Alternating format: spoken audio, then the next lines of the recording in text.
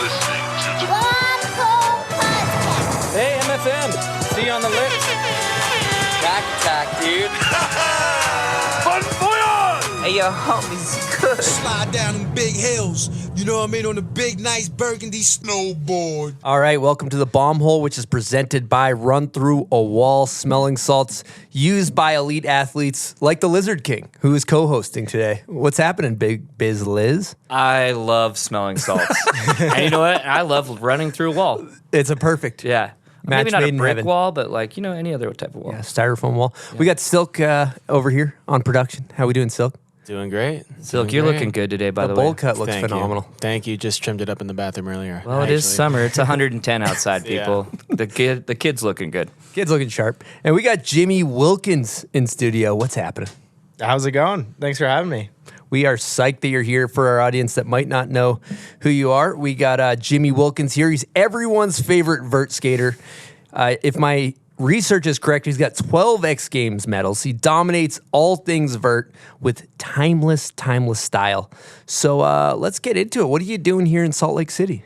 This podcast. Came out here for the Bomb Hole. Good answer. That's correct. Some smelling salts. No, we're here for the Vert Alert, the Tony Hawk's contest. Nice. And you've done that the past couple of years? Yeah, every year he's done it, so I think this is the fourth. Mm-hmm. Yeah. Last year was a cooker, it seemed like. Was it hot up on the deck? No, last year was the Delta Center. Delta, okay, maybe Yeah, I went to the one year before. before was yeah. brutal. Yeah, the Oh, is county that fair. Is the that county street fair. league too, right? Yep. Is That like was the combo? first year. Then the second year was just us, but both years were just hot as shit. Nice. And you Is got this one at Delta Center? No, this one is at somewhere at the U. It's like in their basketball thing. I can't remember the Oh, name but of it's the center. inside. Yeah. Wind free. That's like the best though for vert. The wind sucks too, for sure. Yeah. But the dust was really bad in the bowl arena. But yeah, we're you stoked. got some success in those things, right? Yeah, I won 2 years ago, I think, and then I've placed at the other ones. But And so there's a couple categories. You got legends, which is like Steve Cab, Tony. Christian Asoy. Mike McGill was here last year too. Yep. And then you're in the, what's that, just the pro class? yeah, just Nice. men's pro, and then they also do a women's pro contest. Cool. Yeah. You know who really surprised me that put on a show is Andy Mack. Hell yeah. Dude, this guy's insane. When does the Mac Attack not put on a show? He'll be 100 and he'll still be doing the Andy Mac thing. Never disappoints. And he's 50. Oh, really? Yeah. I was talking to him at the ramp the other day, and I was like, you're like 40, right? And he's like, dude, I'm 50. I was like, holy shit. Dude, he's so consistent. He doesn't And miss. he's doing rodeos and fives and like fucking ripping. I love it. It's, Yeah. You've seen his board, right? Yeah. It is the worst shaped skateboard I've ever seen in my entire life. What are we talking? Like a toothpick. Like it's like a Yeah. 775, It's like- 60 wheels, and then like, yeah. And it like the shape of it, like the nose and tail, it just is like, dude, like, of course this is your board, dude. I love Andy Mack, by the way. I do too, but his board is horrible. It's like it never got past like it went from like the little, bearing cover wheels. He Yep. just put 60s on that board and it Just stayed in 1990. yeah, dude. I love that. Now, an interesting topic to get right into. I feel like maybe like 10 years ago or so, it felt like maybe vert was on the decline. Is it safe to say? Where are we at now? It feels like it's in a more healthy place to me. Yeah, I think so. Definitely like when I started like doing pro contests and stuff like 2012, it was kind of like the end of the last big boom of like the pre-2008 like glory days of do tours and Maloof Money Cup, whatever. And then we kind of just like it slowly got whittled down, and then it was just X Games once a year. And I mean, for vert skaters, that's all there is. There's no like filming or anything. And then, yeah, it's kind of been on a little bit of a resurgence. It still feels like nowhere close to where it was, but I think people are more hyped on it. So it definitely feels like people are just stoked on it, which hopefully leads to more people skating vert at least. Well, even Tampa this last year at Tampa Pro, they have a vert ramp there again. Yeah. Which they haven't had a vert ramp in a long time. It was Super sick to go sick. there and just Super sick. Another awesome Legends demo. Yeah. Yeah. Well, it seems healthy too, because on my Instagram feed, I'll randomly see like a baby doing a 900 that looks like they're 5. Like, have you seen this? Yeah. It's crazy. People show me it. I'm not really on Instagram, but I've definitely seen it. It's ridiculous. All the kids in Japan are just like destroying. It's crazy. Their board is bigger than them, dude, and they're like looks kind of like a snowboard almost. Yeah, they'll like squat out and like back will be on the tail. Like, Yeah, what's fully your laid what's your out. take on baby 9s? That's cool. I mean, you get it. Yeah, I'm.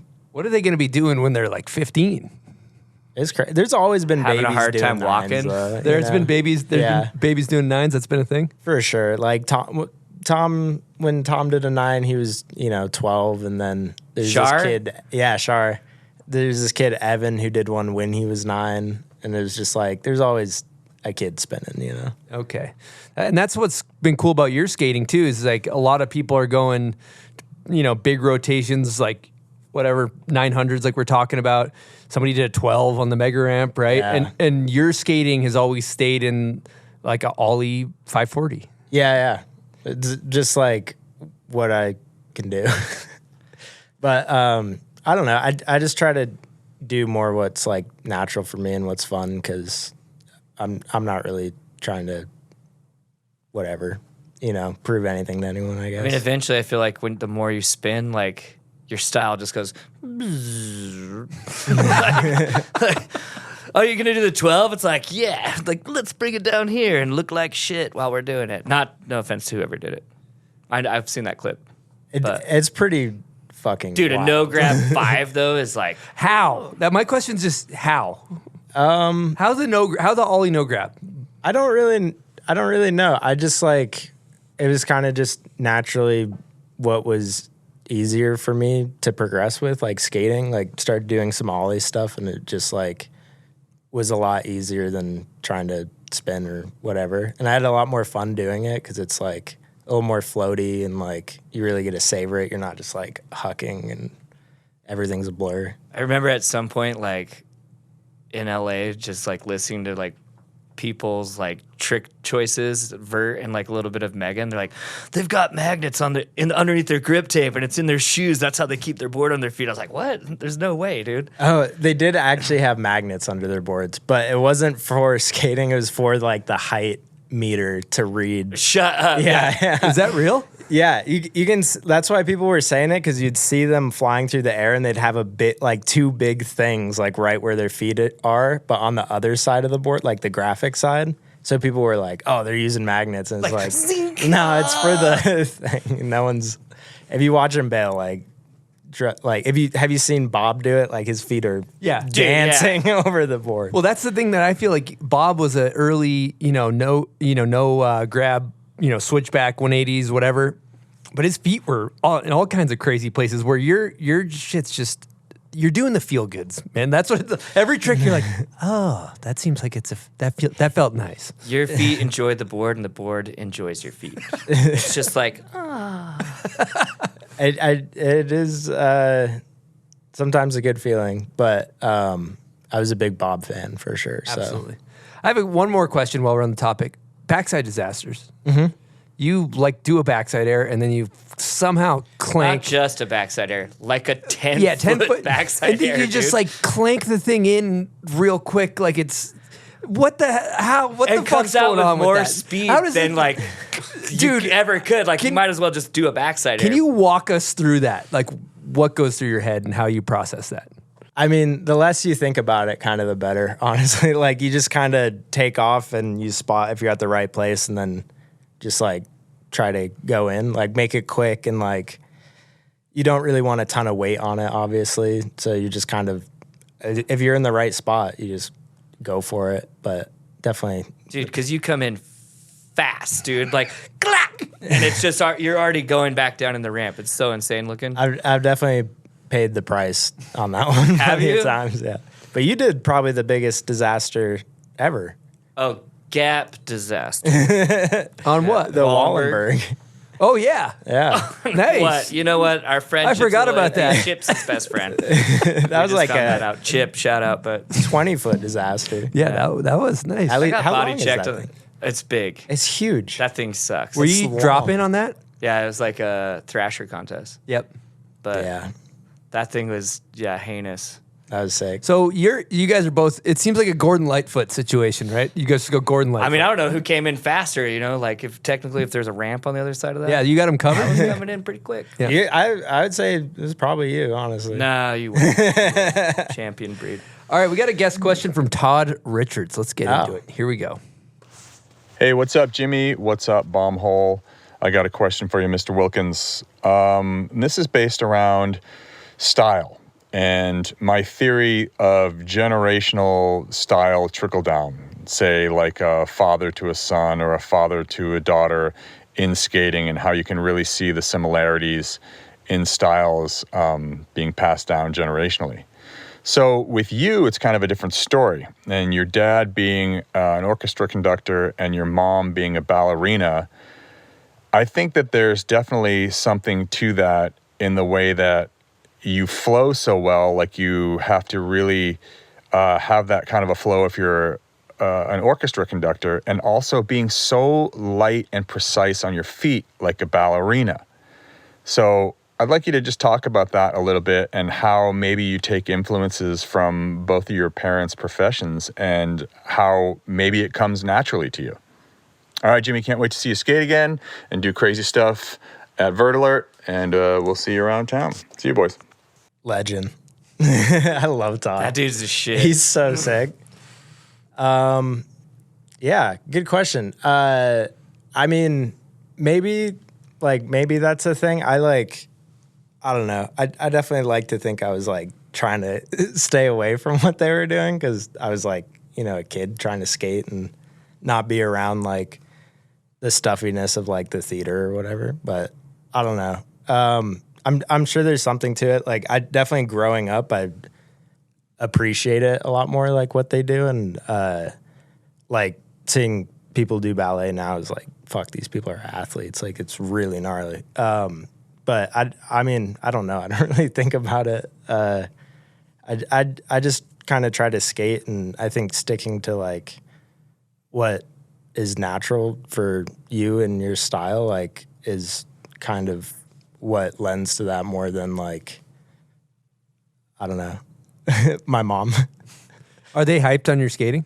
Yeah, they love it. I mean, both parents were like really supportive and would take me or drop me off at the park. So, yeah. Sick. And then I'd love to hear about where you're from and where you grew up.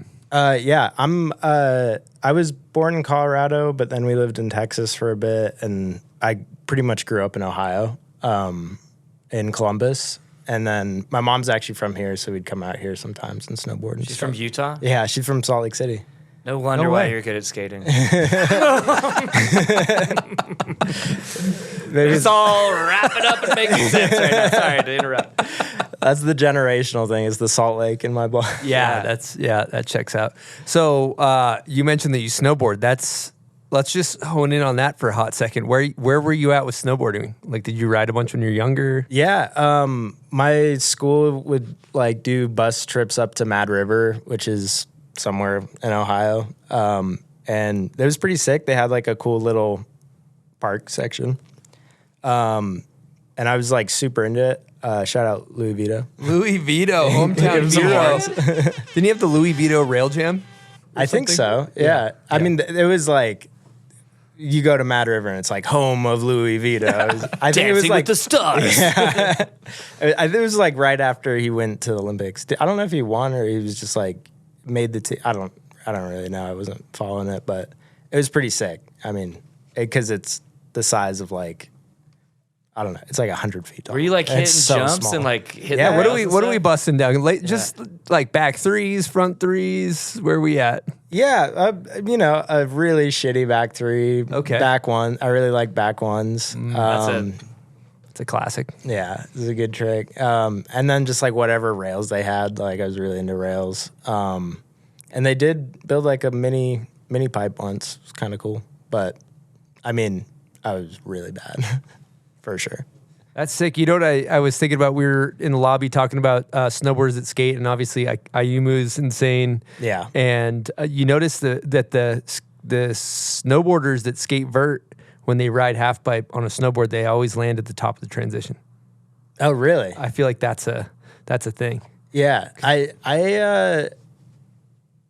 I'm trying to think. I mean, definitely, like, of the stuff I've watched of Todd, maybe the pipes were just smaller, but they were landing, like, tail out, like really high. checky almost. Yeah. Like, As stuff's pretty gnarly. Who would you say is the best, like, duo, like... Well, I mean, Ayumu's insane. Obviously, like Sean White was insane at skating vert. I think probably still can rip both. Richards, though, back in the day, like the old photos of Todd skating vert ramps in the 90s and stuff. he is a multi-talented person. He really is. Yeah. I mean, that's just like the SoCal. Like, I feel every like kid, his roots are skating, and he just happened to snowboard, right? Didn't he start skating first before he snowboarded? He's from Massachusetts, Yeah. which is also why he's elite. Oh, okay. I forget he's from Massachusetts. That's funny. Is that like a version of Utah? I've never heard of that place. Yeah. And then, I mean, Jake Cantor is insane at skating transition. Sean Oh my God, Fitzsimons, that Jed kid's Anderson, gnarly. Jake Kuzik. There's actually quite a bit of like talented skateboarders that snowboard. Yeah. Or very vice versa. Yeah. Chris Grenier. Blake Paul. Do you know Blake? Yeah. Yeah. Yeah. I see Blake all the time. Him and Ika used to come to DC and rip. But I didn't know they were snowboarders. I was just like, oh, these guys are fucking good skaters. Like, I just thought they were street dudes, but...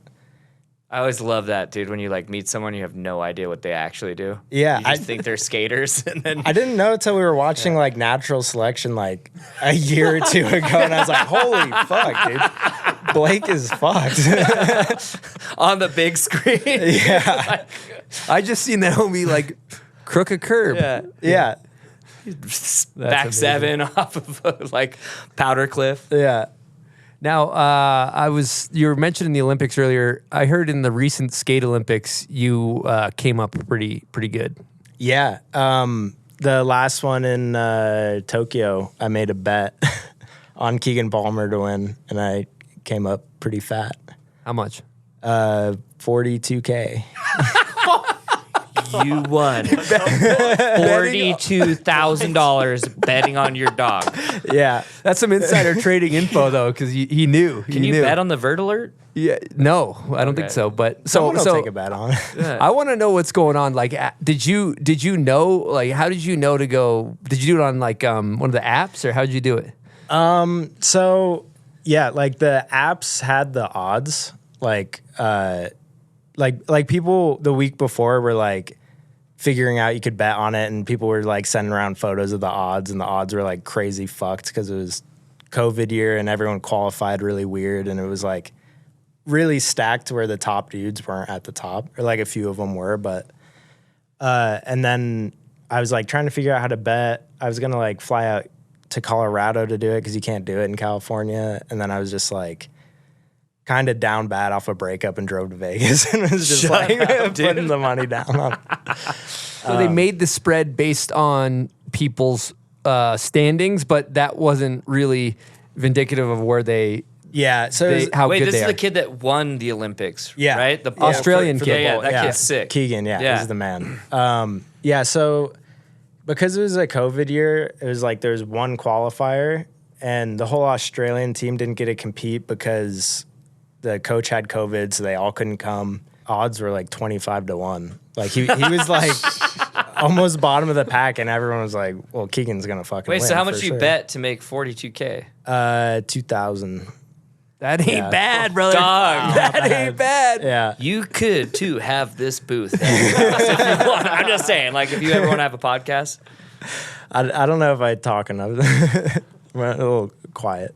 That's amazing though. What a cool, like I love the like it's brand new. People have been betting on basketball, football, whatever. The shit we actually know about, now you can gamble on. is Street League a part of Vegas? Can you go and be like, oh, Nigel's going to win Street League? I don't know.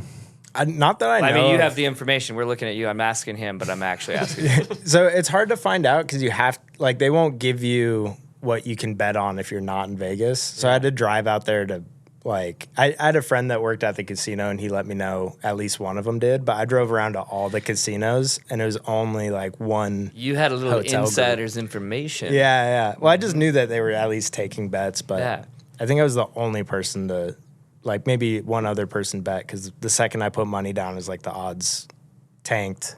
And I put more money down, and then they tanked again. And then it was like, pretty soon it was like 1.5 to 1 instead of. And so the bet locked in where you put it, and then it changed. So it doesn't so change. it's 25 to 1 and then 11 to 1. Cool. Yeah.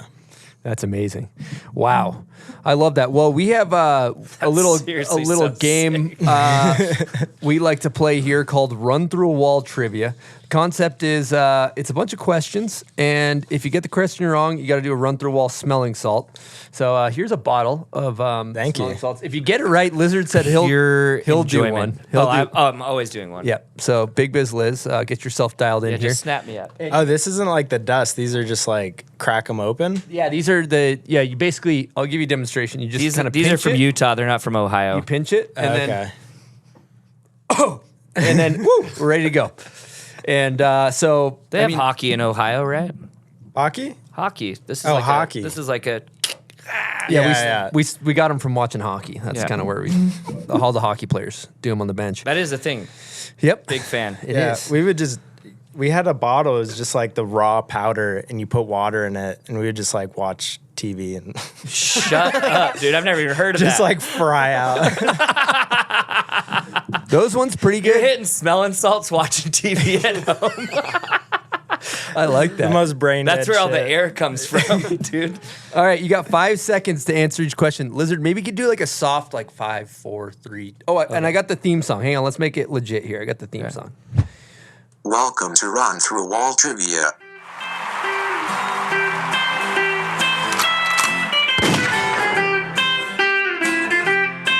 You're fired. All right, look at how he just lined himself up. I mean, he might get them all right. All wrong. So these are skateboarding trivia and chess trivia. Oh, ugh. We'll see how you do. I might have gone too easy on you. Sorry in advance. Who invented the kickflip? 5, Rodney Mullen. 4. That's correct. Okay. How many pawns are on each team in a game of chess? 5, 4, 3, 2, 8 1. on each. That's correct. I don't know. I mean, I feel like he. Where did the lean air get its name? Neil Blender. Damn it! Didn't I have thought that was time a to good count. one. I thought that was a good. I Explain honestly had explain no why. idea. I'm gonna rip one anyways. Yeah. Same. There we go, boys. Kids are fired up. 5, 4, 3, 2, 1. Run through wall smelling salts available at bombhole.com. Get them while you can. Fantastic So explain why the website. lean air got its name though, because you said Neil Blender, but It's Neil backwards. Yeah. lean air, Neil backwards. And then Chris Miller is the first crossbone tweak. Damn, he's a the freaking. classic. I should have gone hard. I didn't know he's an encyclopedia. God damn it, Lizard, you didn't know that, did you? He has a no. I mean, just watch him skate. I'm pretty sure he'd be smart. Are these one-time use or you keep They die in like 2 minutes. You can do like a multi rip. Yeah, I'm more of a one and done. Oh my god. it before I count to 5. Yeah, they're freshest right when you pop them. Okay, next question. What is Bob Burnquist's ender in his legendary Dreamland part? 5, 4. Is it the helicopter? 2. Yeah, can you explain it in a little bit? That yes, I it mean, is. what are we gonna give him that much time? Just grab It is the another one. helicopter. It is the helicopter. But what exactly does he do? I'm pretty sure the ender is he like grabs it and flies up and then base jumps off the. He That bomb is drops correct. into the quarter pipe. Yeah, but he also like nose stalled it, which is really gnarly because I guess The wind pushing you down so he had and to trying go, to go up. like way faster than he wanted to, and people were like, "Oh, he might Towards just get blades, like, dude. Yeah. Like So, as you're airing, the wind's Like, pushing you down. It looks like he barely like gets up there, and you're like, "Oh, all right," but he was hauling ass. Like not to it's mention, so dude, gnarly. you know how many people just die from walking next to a helicopter? Oh yeah, He fucking aired at it, dude. a little gust of wind, and it's like, Yeah. Yeah, you go a little too big, lose your dome ski, just get it chopped Yeah. off. That ain't good. Okay, this is a good question. What trick did Lizard King do on the Hollywood High 16, landing him a cover of Transworld. Transworld? was it The 5, 4, cab 3, front board 2, fakie? 1. No, that's the 12. Oh, that's the 12. Wrong set, buddy. Okay, ready? I front You might have to pop a freshie for that one. You got to pop yeah. a freshie. front nose. But you know what? Front nose. That's actually been that was a Have I done that on one Elliot before? Sloan's Damn one it. too. I guess I... You know what? When you did one trick good, you might as well just keep bringing it up. I'm just thinking to myself, what's an iconic lizard that he... Hollywood High? yeah. Man, the cab front board. You know what's funny is I tried it on the Wilshire 10 like a ton of times. And then Mark Johnson came out with a part and he cab front boarded it. And I was like, oh, sick. And then I went to Hollywood instead. I feel And like it's you don't... steeper, so you just kind of crack and twist. Man, you did it really good, too. I feel like you don't see cab front board that much. Like, Well, nowadays it's like cab flip front board. but I feel like it's like more people do back. I just feel like like we were front talking board about- is harder to Do you get want to over. do a 1200 or do you want to do a no grab 5? I'd rather do a no grab 5. So you're right. Cab front board is 1200. Kudos to me. Kudos to you, buddy. Air hug. Yeah, it's not the inability to do a 12-6. Yeah. It's definitely... I mean, I could do one of those too for sure, but I just don't want to do a shitty one. oh, man, these salts are Oh, they're so top good. notch. Okay, You let's know what you keep do? it You just moving. kind of. Lizard, we're still in Stick trivia. one in Okay, each. sorry. Lizard, focus up, goddammit. Okay, I'm here back. we go. Which chess piece looks like a horse? The night. That's correct. Man, these are... These Dude, are... that was fucking ridiculous. I don't know. I don't know. I've never. He's Did never you know the played answer? I've never chess? played chess. I've never played. I don't know how to play chess. I'm gonna be honest with you. Okay, who invented the trick, the stale fish? Tony Hawk That's correct. in All right. Sweden, I think. That's correct. Yeah. Yeah. What? This one's bad. I'm sorry. What is it called when a player can't defend an attack against their king? Yeah, checkmate. That's how That you was, lose. Yeah. it's really Well, bad. this is a battle question. really I bad. forgot where it's just chess or skating. Maybe I was Chess like, or skating. That's Yeah, it. yeah. I thought we were like in a real war situation, like back in the day. You're trying to ancient times. keep your salts from me, I think. is Yeah. what it Yeah, yeah, is. cracking You want them one all of for those. Yeah, yeah. yourself. Always more of Look a at him getting fired up. Yeah, Love more, it. More of a checkers guy. Okay, who invented the Christ Air? That's a bad question too. It's obvious. Christian Asoy. Yeah, I'm sorry. Okay, what song did Lizard skate to in Baker Has a Death Wish? It was a Cameron song. Can't remember the name though. I'll rip a little. Correct answer would be Wet Wipes. Get your wet wipes. Get your wet wipes. All right, that was it. That was our trivia. You actually got. I mean, technically, you got the he's question good. right. I wouldn't. Yeah. Honestly, I didn't know who Cameron was. Really? I just knew get. It's your sick. wet wipes. With the artist. That's a Yeah, me and Thithi. Shout out Iconic. to Thithi. yeah. I didn't know you're such a student of the game. I would have gone harder. I mean, how do you spell the? Is basically what the questions were. Those were some softballs. They're bad. I'm not gonna lie. They're bad. Luckily, you just crack and, you know, the sales have gone up. Website, thebombhole.com. Check it out. How do you spell Run the? through a wall smelling salts. Run is R-U-N. Big questions out here. You Got know a what? little graveyard We'll back crack here. one more of these bad boys. So I'd love to know. Oh, let's hit up a Patreon question. I got we got a new Wait, how do you say it again? Patreon. The people that Patreon. pay to support the bomb hole. Yeah, I love Patreons. So this next Patreon question is presented by Nidecker. Nidecker makes great boards and make great boots. And Craig McMorris has hand-selected this one from a list of questions from our Patreon member. And he recorded the question and asked it. So here we go. Howdy, Bombhole. Craig McMorris here on behalf of Nidecker Snowboards. Over the next couple of weeks, I will be picking my favorite Patreon questions. I will then read them to the guest, and the person who wrote that question will receive a new pair of Nidecker boots. So it's going to be a fun couple weeks. Who wins it this week, you ask? Well, Benny Pellegrino with his question right here. Jimmy, huge fan. So bummed I'm not going to be in town for Vert Alert. Always a treat to have this happen in our hometown. Since you arguably do the best ollies and backside disasters in the business, who in all of history, in your opinion, does the best disasters and ollies? Essentially, what he's asking is, Jimmy, who is your favorite at doing ollies in the Vert Ramp, and who is your favorite doing back disasters in the Vert Ramp? Can't wait to hear the question, and congratulations, Benny Pellegrino, on a new pair of Nidecker boots. Benny Pellegrino taught me how to drop in on a ramp. That's sick. Salt Lake Legend. Straight up, Salt Lake legend. He rode for Black Label back in the day. Hell yeah. I didn't know that. That's good to know. Okay, so best backside ollies. Who's your favorite? Man, there's a lot. I think Giorgio Zattoni has like probably like one of the sickest disasters. Like I remember seeing him do like head high, like backside grab, like Disaster in. yeah, but like no like leveling it out. He's like fully just doing a backsider and whap, and it's super sick. And then a backside ollies. I mean, Gons. Like I think there's a really sick one in video days that they only show like half of. I don't even know if it's on a vert ramp, but it's like it cuts mid clip and he's just like I know exactly what you're talking Yeah. about. His legs are all like it's hung so back sick. too, dude. Yeah. And then frontside ollie, like probably Grant, honestly. I think he's Grant Taylor. the best frontside ollie ever. Like, God, dude, in my it's opinion. just I skate the skate park with him every now and then, Garvanza, and he'll just show up, just drops in the bowl, and it's just dink. Dude.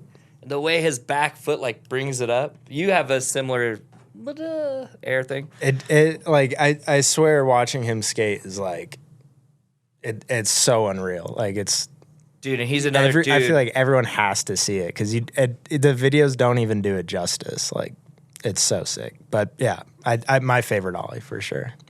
Cool. Yeah. Great answers. That's amazing. Now, growing up in Ohio, how does a kid like yourself find themselves in a vert ramp when the preferred lane would probably be street, I'd imagine? I mean, just through the like, I got into skating through the video game, like Tony Hawk's video game, and I think it was just like pretty vert heavy, and then my exposure to like skate videos were all X Games, Gravity Games, like stuff like that. So that's just what I kind of went into skating thinking it was, and it was just what I was the most hyped on. And I think street skating wasn't like, I didn't really understand it until I like got better at skating, and by that time I was already like more interested in vert skating. But I mean, I there wasn't like a ramp there, so I kind of just skated like mini ramps, and I did mostly skate street and mini ramps until I moved out to California. That was like X Games on TV. Yeah.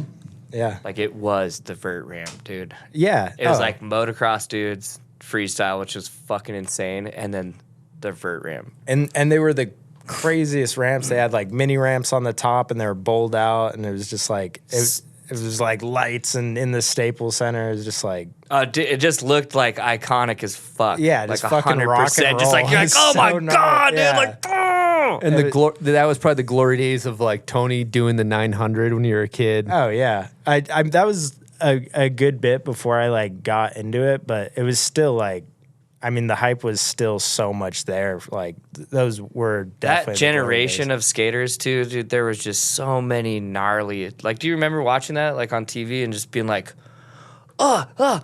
each person would go. You're just like, they all kind of had their own thing. One was like an air guy. Another dude was Yeah. like kind of like Lincoln a coping Ueda dude. going Oh my huge. god, dude. I think that was the sickest thing about that generation, was just like how unique everyone was, and like it was a very unspoken thing of just like you don't bite other people's shit. So Yeah. everyone's skating was this like amalgamation of their own thing, and it was so sick. And then like even Sean coming in, it was just like, this dude's bringing Dude, he a whole fucking ripped. different, dude. like no one can skate like this because no one has his like skill set, you know, and that stuff he did is still undeniably like some Hell of the yeah. best shit to ever happen. Totally. Yeah. Yeah, and then he did doubles with Tony and got just grenaded. Yeah. Have you ever seen that clip? That's They just so run good, into each dude. other. Yeah. I think that was Bob. Or was it Bob? Bob. Yeah, and Bob is like in tears because he thinks he like killed him, dude. It's so gnarly. Yeah, you think about Bob was doing a lot of like, switch stuff, like crazy switch grinds.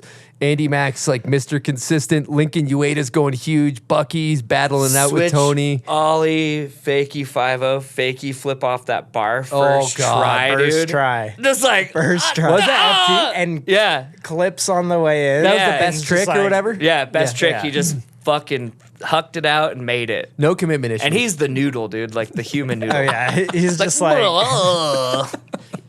just a slinky. He invented yoga, basically, dude, straight up. but on a skateboard. So sick. Yeah. I remember like being at home when I was a kid and like the X Games were coming on and like putting a blank tape in the VCR and like pushing record, trying to make it so I could see all that shit. That's sick. And then like rewatching Vert, I was like, dude, oh my God, I just want to be one of these guys. And then Tony Hawk Pro Skater as a kid too, like that soundtrack. I feel like yeah. it's John, like any of burned those into my songs brain. come Any of on the those radio, songs. you're just like, So here I you am. just like start driving with a controller instead of your, oh shit, there's the steering wheel. Fuck, my bad. We did a demo at like a punk music festival last year. It was like X Games demo or whatever, and Tony was there, and he did Superman with Goldfinger, and he sang the song, and I was in the front row just like, Shut up, dude. yeah, I felt like I just took a run through the wall smelling song. Yeah, absolutely. Provided by thebombhole.com. Please hit the website, ladies and gentlemen. I heard there was also potentially a new Tony Hawk Pro Skater coming out. Are we allowed to talk about that? Is that a thing? I don't really know. I know they just remastered 1 and 2. I wouldn't be surprised if they were doing one, but Are you a character? Or? No. You know, Lizard's a character in Skate 3. Yeah. It was a big letdown. I thought I was going to retire. I was never working again. I was like, I had heard all these rumors of Tony Hawk Pro Skater paychecks. And I got, those days. I think I got didn't last 19 long. grand. And I was like, oh, That ain't cool. bad. That's pretty good. That ain't bad. Compared to when you're hearing people have, a check for 500 grand shows up every 3 months. You're just like, oh, that's a nice little chunk of change. Yeah, it's not quite that. I literally was like, I'm done. I'm never skating again. I'm going to go into a black hole that's going to be deep and dark. Also, Never went in the hole, which actually, it ended up turning out pretty good. around that time, though, Lizard was burning through some cash. I will say. Does everyone on RC cars? Let's go to the RC shop. It was a fun time to be You around know what? Big Build me a Business. Harley, Simon. I'm never going to ride it. Shout out to Zamora. Thanks for keeping that in your garage for the last, I don't know how long. Yeah, good stuff. But I was listening to another podcast, and you mentioned when you were a kid, you tried to build a ridiculously narrow vert ramp. Oh my God, I just listened to this earlier today while I was And driving. you got sued. First of all, let's talk about the dimensions of this backyard ramp. 11 feet tall and 10 feet wide. So That's it was- ideal. Yeah. It was, but I'd never seen one, so I didn't really know like what they were or whatever. And like You the guy go that to was grind tearing and you're off the ramp, dude. You're just like in Yeah. the dirt. the guy who was like tearing down my mom's garage was just like, I can build that, no worries. It's just like some guy, and it was actually like gonna be pretty sick, I think. But yeah, then we went around, got petitions, everyone made sure the neighbors were all cool with it, and then built it. And right before we were about to surface it, they like came to the city and were like, he's riding it all hours of the night. It's bringing people we don't like into the neighborhood and all this, like, just bullshit lies. But you never had touched it. I, like, pumped on it once for, like, 2 minutes. Yeah. Yeah. And then, they basically sued my mom and ran her out of her house. Yeah. Sucks. But Never sue a ballerina. no. It's fucking bullshit. That's Yeah. bullshit. Yeah. It was a rough time for sure, but I mean, whatever. Fuck those people. Yeah. Yeah. I'm sure they're like dealing Dead. with their own shit. I'm sure they're dead. Too. You're right. Yeah. Well, look who's laughing now. This fucking guy's got Go fuck 12 yourself. goddamn medals, you know? Yeah. All spite. Spite filled. Just Yeah. every time you drop in, you're like, those neighbors. Yeah. Fuck Jerry. Like They like won the court case and then went back to their house and like lit off fireworks and shit, just like full celebration. That's brutal. that's why I We're was just telling you like- they're probably dead for sure. Yeah, I'm like 10 years old and I'm just like crying. You were 10. Yeah, 10. Yeah, That is so whack. yeah. It sucked, but shout out to my mom for like being super real and trying to do that and spending Yeah, all give her her a money. little, yeah, give her some air horn? horns. You could do the super air horn. Yeah, for your give her mom. a super. Oh, yeah. And cheers. We got cheers. That is funny hearing that your mom was a ballerina and your dad was Orchestra conductor. Yeah, he still is. like your skating makes so much more sense now. Does kind of, yeah. Because like now going back and rewatching your footage and like putting some like nice classical music on, I'm like, oh my god, look at this fucking ballerina in the air, like floating around, dancing, just skating like a maniac, right? A good vert run is like an orchestra situation. You know, you bring them up, you bring them down. It's the whole gamut of emotion. Show called? What is that called? What? A symphony? A symphony. It's a Your symphony. That's what I was looking symphony for. Yeah, symphony. Your on the run board. is a symphony. Yeah. I appreciate that. They're both amazing in their own fields and have been really successful. So I think just having people that are like that passionate about what they do. Well, is they probably get the it main too, thing. right? Yeah, they It's get like, it. Like, that's a big battle for some Yeah. people. Like their parents just look at you like you're a fucking idiot. oh yeah. No, my mom was off in boarding school when she was like 12 in Canada, just like gnarly ballet, old school, Ripping her shit. toenails off and Yeah, standing like this. like old school gnarly for Yeah. sure. Do they view it as like skateboarding as kind of an art? Yeah, for sure, both of them. And I think like my mom definitely just understands like the life of just being beat up all the time, and like she would like got pretty into like personal training after that, and she has always helped me like try to just Yeah. keep on chugging. They get the drive, dude. Like there's nothing better than just fucking kicking your own ass nonstop. Dude, for real. Yeah. It's the best, worst.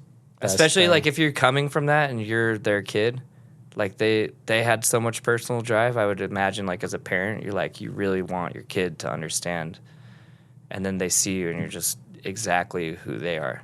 Oh yeah. Like I- Monroe. Like 110. Yeah, Monroe. Fucking hackers. She's like playing video games and shit. Like, as long as it's something, right? yeah. Yeah. I think about this too, going back to the symphony of a vert run. I'm going to bring it back to that. How do you putting together a run is kind of an art form, right? Like you do have to piece together lines. How are you going to, what's your process in going into putting together a run? I mean, I think it's kind of like you just want to showcase like your perspective on skating and like what you're into and what like just kind of try to summarize your skating, I guess, which you can't always do. It's kind of hard, but yeah, I mean, I think it's sort of just like you just want to start by like start big and then do some stuff and then something big in the middle and something big at the end. That's kind of just what I think about. I don't know. I don't know how good I am at like piecing together runs. So Do you have like a 12 medals. Yeah, you're pretty You're good at it actually. So Pretty good at piecing stuff together. Going back to do you have like an A run and a B run? no, not really. I mean, if it's like Tony's contest is a jam, so it's like you just try to do all your shit. But for the X Games, it's like I usually just have like a trick I want to do, and I can't commit to doing it in a session, so I'm just like, fuck it, I'm just gonna do it at the contest. Do you save it for the end? Yeah, generally, just because Like you go like, and then fuck. And Yeah, then yeah. the last trick, just huck. it's sick. And I mean, it's the only time. I'm sure snowboarding, it's kind of like motocross or whatever, where it's like you're not trying it, you're doing it. Yeah. And then you're either eating shit or you're making it, you know? And skating's not that way. It's like you try something for years and just kick it away. But when you're in a contest, it's the one time you feel that like do or die fucking just. Well, you're like sitting there too, like soaking up everyone's energy and like, Yeah. especially if there's people around, like a crowd, Yeah. just little bits of pieces, like, It's super sick. So, I mean, I think my strategy is like I've got the stuff that I want to like. A lot of my run too is like kind of trying to shout out people that I like, you know, and like I usually start my run with like a lip trick to a 5, which is like something I watched Max Shaft do. So it's kind of just like shout out Max Shaft, and then like other stuff is just like try to shout out the people that inspire you or whatever, and then usually just like try to end with something big. That's end kinda, with Jimmy. yeah, or whatever, you know. I don't know. Well, okay, I just went through the list of all my favorite skaters. Time for Jimmy. Okay, it's Jimmy's time. I like that. I mean, it's like you don't want to like bite people's shit either. So you put your own twist. I'm gonna on do it or a whatever. no grab 5 back lip slide. That'd be sick. Tony asked me about that one like once a year still. That was A back 5 To back lip no or grab back lip? just back D, right? back lip. He wants you to slide it. You should do he it thinks over the back channel lip at works. his ramp. I can't do it. You just come out faking. There's You no can. way. First of Come all, you out just go to thebombhole.com. You get yourself some smelling salts. Rip a smelling. You rip a smelling salt. You look over at Tony. You say, right here. Yeah, let's get one. So you're And then you tell him 25 to 1. You've got $2,000 on it. And tell him to pay. we can put odds on it and everybody Yeah. can gamble. So next question. How sweet is it being friends with Tony Hawk? It's sweet. Super sick.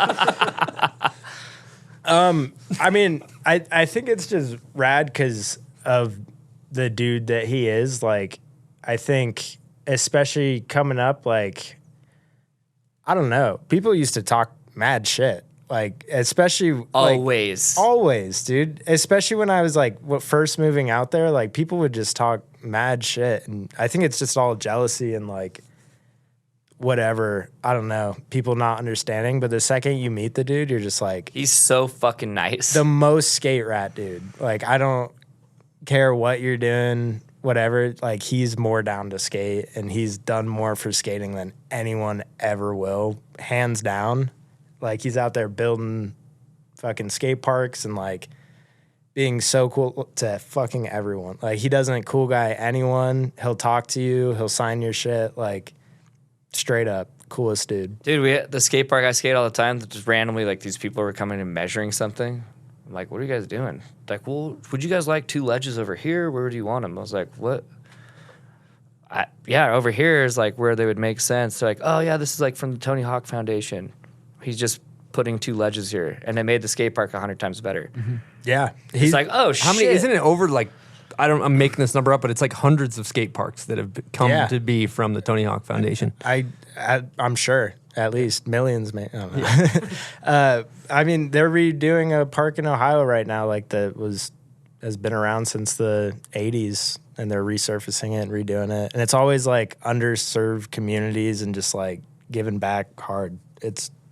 He's a real one for sure. The Muska lives in Ohio now. Yeah, he does. The in farm. Farmska. Yeah, that's pretty sick. I back it. Yeah. Oh, fuck yeah, dude. Are Yeah. you kidding me? It's like the sickest thing ever. Yeah. What are the little? Is it like the The squirrels? groundhogs, groundhogs, dude. Yeah.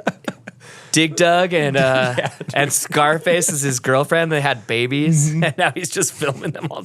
I was like, dude, I literally like every day I wake up, I'm like, all right, I'm gonna check out, see what like Dig Dug's doing today. Yeah. I'm like, That's man, sick. the Muska's the shit, and he gives them like a presentation of like, I don't know, like art formed carrots. They're like a piece of art, and then they go and eat it. You're just like, fuck, this dude's a shit. It's so. He's Not to just get off Tony Hawk, but you know what? stoking, Too. God and God united. Yeah. Muska and Tony, give me a break. Straight up. That was just a crazy era. Like, it's so sick to look back on that. Like, I was watching like the secret skate park tour stuff that they used to do, and like all like the Boom Boom Huck Jam, whatever. And it's just like seas of people. Got Bam there, just like Dude, Tony Hawk's People gigantic losing skate park tour, they came here one time when I was a little kid. I was just like, it's like Bam, crazy. Yeah. Tony, Andrew Reynolds, Chris Costin, Markovich, yeah. dude. Like, just like looking at everyone. Everyone's wearing like these sick ass audios. Everyone looks sick as fuck. You're just Yeah. like, damn, they're in real life. Dude, those guys were fucking rock And that's stars all for him, sure. dude. Like, that's Tony again. Just Yeah. The other thing too to like slap some respect on, in my opinion, is that guy has made tons of money. He's world famous. He's like A-list celebrity famous, and it would be so easy for him to like go the other direction and like get a Lamborghini and just hang out in Hollywood and be famous and rich or whatever. That like is a pattern that happens to sometimes people when they get money. But the fact that he's through and through like a skate rat, he's filming like tricks at 50 and still inventing tricks, dude. Yeah. Straight up. That last part he just Crazy. put out, I was just like, oh my God. He's like, this is my last one. He said that like 3 different times. Yeah. I mean, he's like, he just has that brain where he just like, he can't stop thinking about tricks Yeah. and then going and doing them. Like, Even if he doesn't film it, he's still doing shit. I love it too because when he like genuinely like lands something, he fucking like smashes helmet. Oh, and shit. yeah. You're just like, dude, this dude's so fucking fired up. Like, Oh, and he gets fired up at the ramp. You know, he's like throwing his board, like just straight up. He's a fucking real skateboarder for sure. And yeah, I mean, I wonder if some of it is just like he got famous at like what 30, like 31. yeah, Like Video game or yeah, yeah. and doing the 900. He did the 9 when he was 30. So I mean, all that stuff was around the age of someone who's fully developed. Like, you know, I mean, he went through times in the 90s just like barely getting by and yeah, suffering. yeah, eating Taco Bell, whatever, every meal, just like making it happen. So I think he just like he's just seen it. He's seen it all, you know, and he's seen it go through some cycles. You know what I think about Vert when I'm watching your video parts and stuff?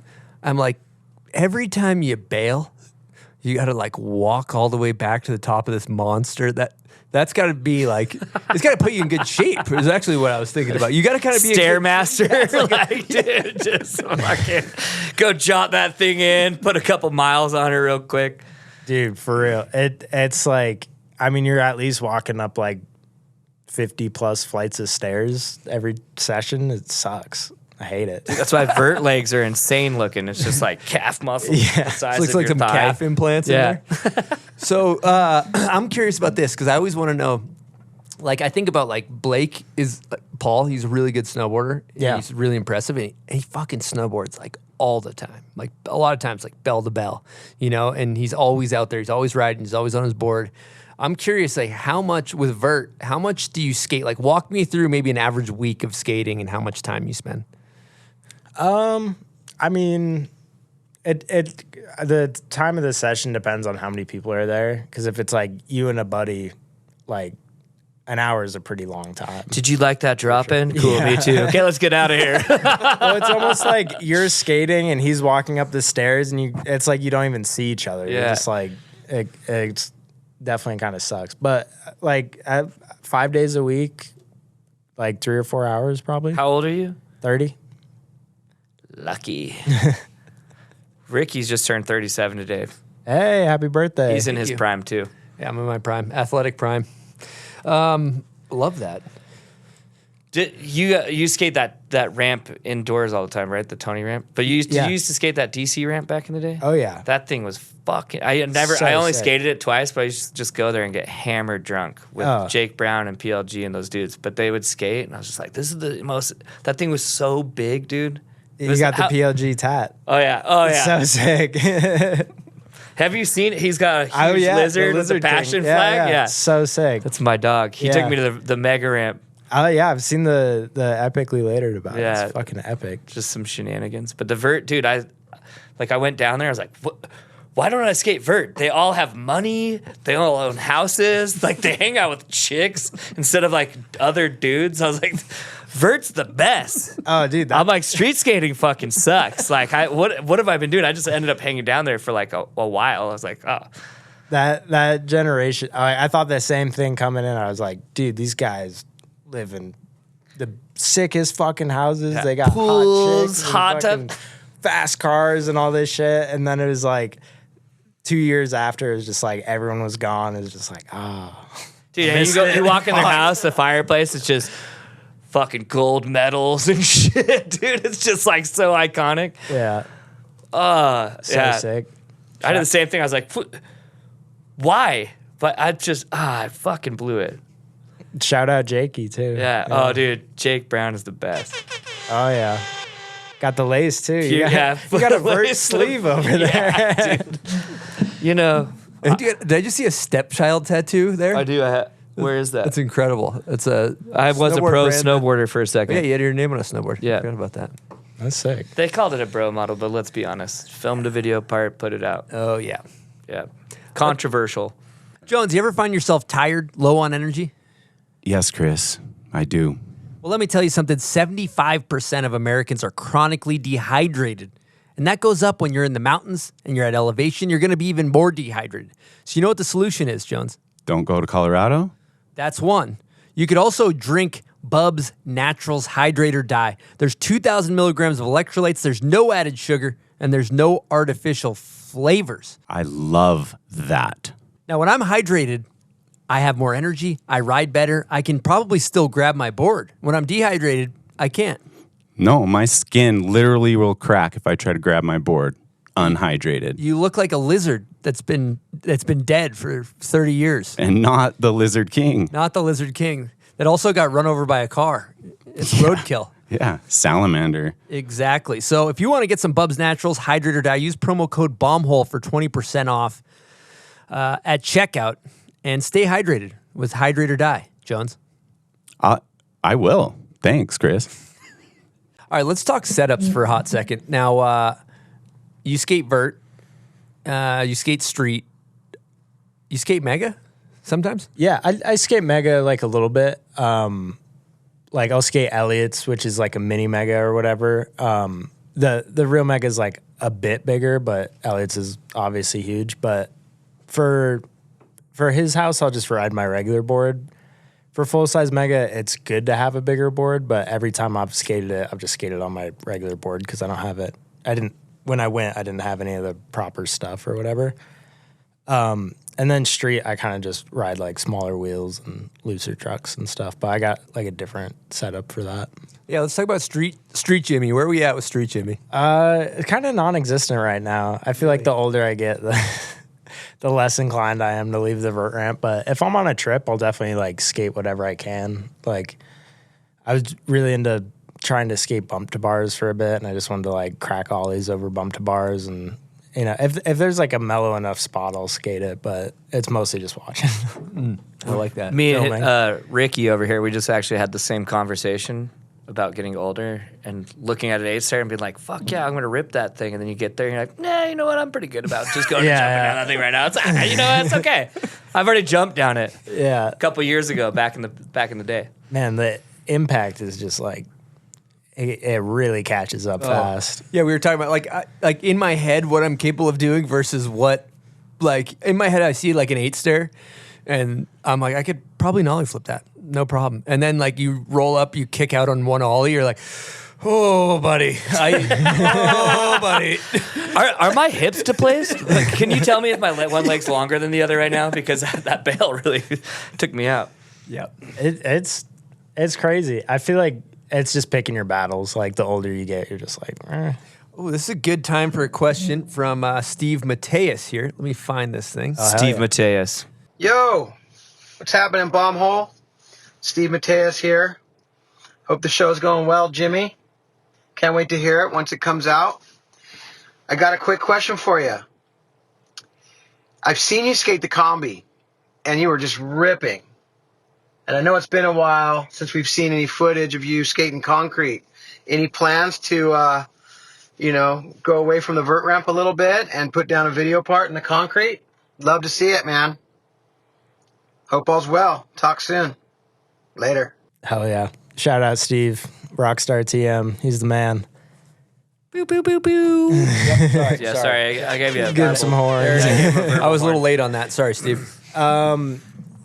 Yeah, I mean, I still skate concrete a bit. I've definitely hit a few trips, like trying to film some stuff. But not, I mean, I think for me, it's just like, unless I like really have something in mind, for the most part, when I think about skating, I just think about skating vert.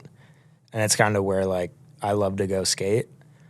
But I would be hyped to like film a video part and like have it be a mix of both for sure.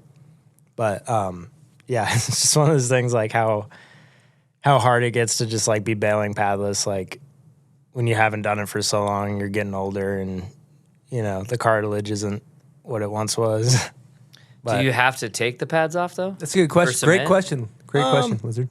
I mean, I think it's kind of just like, do you want your ankles to hurt or your back? Like, Yeah. you can knee slide on the smaller stuff, but you're just like, fuck. And I don't know. I don't mind skating padless. It's just like, you know, it's just a different vibe. And like, I just feel like you get conditioned to do different things. Like if I'm skating a lot of parks and whatever, like I don't mind it so much, but because I've been skating so much vert, it's just like, I go there and I'm like, ooh, my confidence isn't really there. Well, plus, like, the specific place, it's like you have to go on a mission basically to go there. So like if you're on the road and you went to that park, you'd skate there for sure, right? Oh, for sure. And I mean, I think that's the other thing is like there's some great parks in California, but I think most of the stuff that I want to skate is like maybe a bit bigger, and it's kind of just like you like, are you gonna fly all the way across the country to skate this one specific vert wall that you're gonna get one trick at? Like it's kind of just like when it lines up, it's really sick, but sometimes it's just like, well, the sick spot to skate is like I want to go get a clip in San Francisco and then Philadelphia and then somewhere else, like whatever. It's just like a lot more things have to line up, and I think I mean, just for me, it's like I just like skating vert. Yeah. Just like skate. Hey, you just like skating vert. I've been to that place a couple times, but it's like also like so random, like the Kona Park or whatever. You're just like, yeah. When do you ever get to go there unless it's just like you randomly are on a trip and you're in Florida and you're like, oh shit, like this place? It's super hash and scary, and you're Exactly. like, oh wow. And I think a lot of the stuff that people are building like have to meet certain city requirements these days. So like the bigger stuff really isn't as much in San Diego as it used to be, or like the stuff that I would want to go film at. It's like they're building it in the most random places, and it's not like you can center a trip around it because there's nothing around it or whatever. Oh, you don't like ankle-high flat bars? Come skate this new Street League park. By the way, all the rails are yellow and all the ledges are yellow. It's like cement and yellow. That's it. Everything in LA is like, here. That's the other thing. They don't all like look good in footage. Like sometimes you go to a park and you feel like you're at an Olympic course or something, and it's all painted and like really nice looking, and you're just like, I don't think this is gonna like really, like the clip isn't gonna look how I want anyway. Yeah. So Some of those old Bob parts, it's like concrete vert ramps. I have no idea where they are, but they're just so hash looking. Yeah. He skated one in Sao Paulo a bunch that I think is still there. It's been there for ages, and it's the crustiest, like most graffitied thing, but it looks so sick. If you were gonna go film a skate, some concrete big transition footage, like what skate parks come to mind as like, oh, I want to go there and get some clips? That would be sick to skate.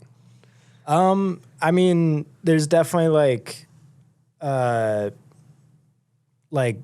some classic SF parks. There's like FDR, like some of the more DIY stuff, and then there's some really sick stuff in Europe, like the Copenhagen park obviously is sick. They got that oververt. Yeah, Is that where Oski skates all the time? Or no, it's a different one? Oski skates there a good bit. He skates the park in Malmo mostly. That's one's sick. where he had that ender in that last part that came out, the big spin backlip revert. I mean, that park's super sick and it looks really cool. What about Mammoth? You ever skate Mammoth Park? Yeah. That place, it seems like if you're good at big transition, it would be fun. Yeah, it's super fun. But also just kind of like a mission, you know? Like Yeah, what else is up there besides that? Yeah. So unless you snowboard. Yeah. And especially if you want to do something like I mean, that park's been murdered, you know? So it's like if you want to do something gnarly, it's like, well, shit, you might be taking a few trips up to Mammoth, like a few 10-hour drives to Mammoth. It's a little Those hectic. winters have weathered that concrete a bit too. It's definitely crusty, but skatable for sure. Yeah. They did a good job building it, honestly. Yep. What about all those like Oregon parks? Yeah, Orcas Island too. Yeah. Also. Those are sick. Some of those are like a bit more friendly to do a trip through, but a lot of them are pretty weathered now. They're so hash, man. I remember going to a couple different places in Fools. I was with like Jason Jesse, like Christian Fletcher, Grayson Fletcher. They're just making fun of me. I was like, dude, I just came from like skating street nonstop to like this place. You just expect me to just know how to skate a park? I was like, I can skate park. And like but they just made fun of me the whole time. I'm like, dude.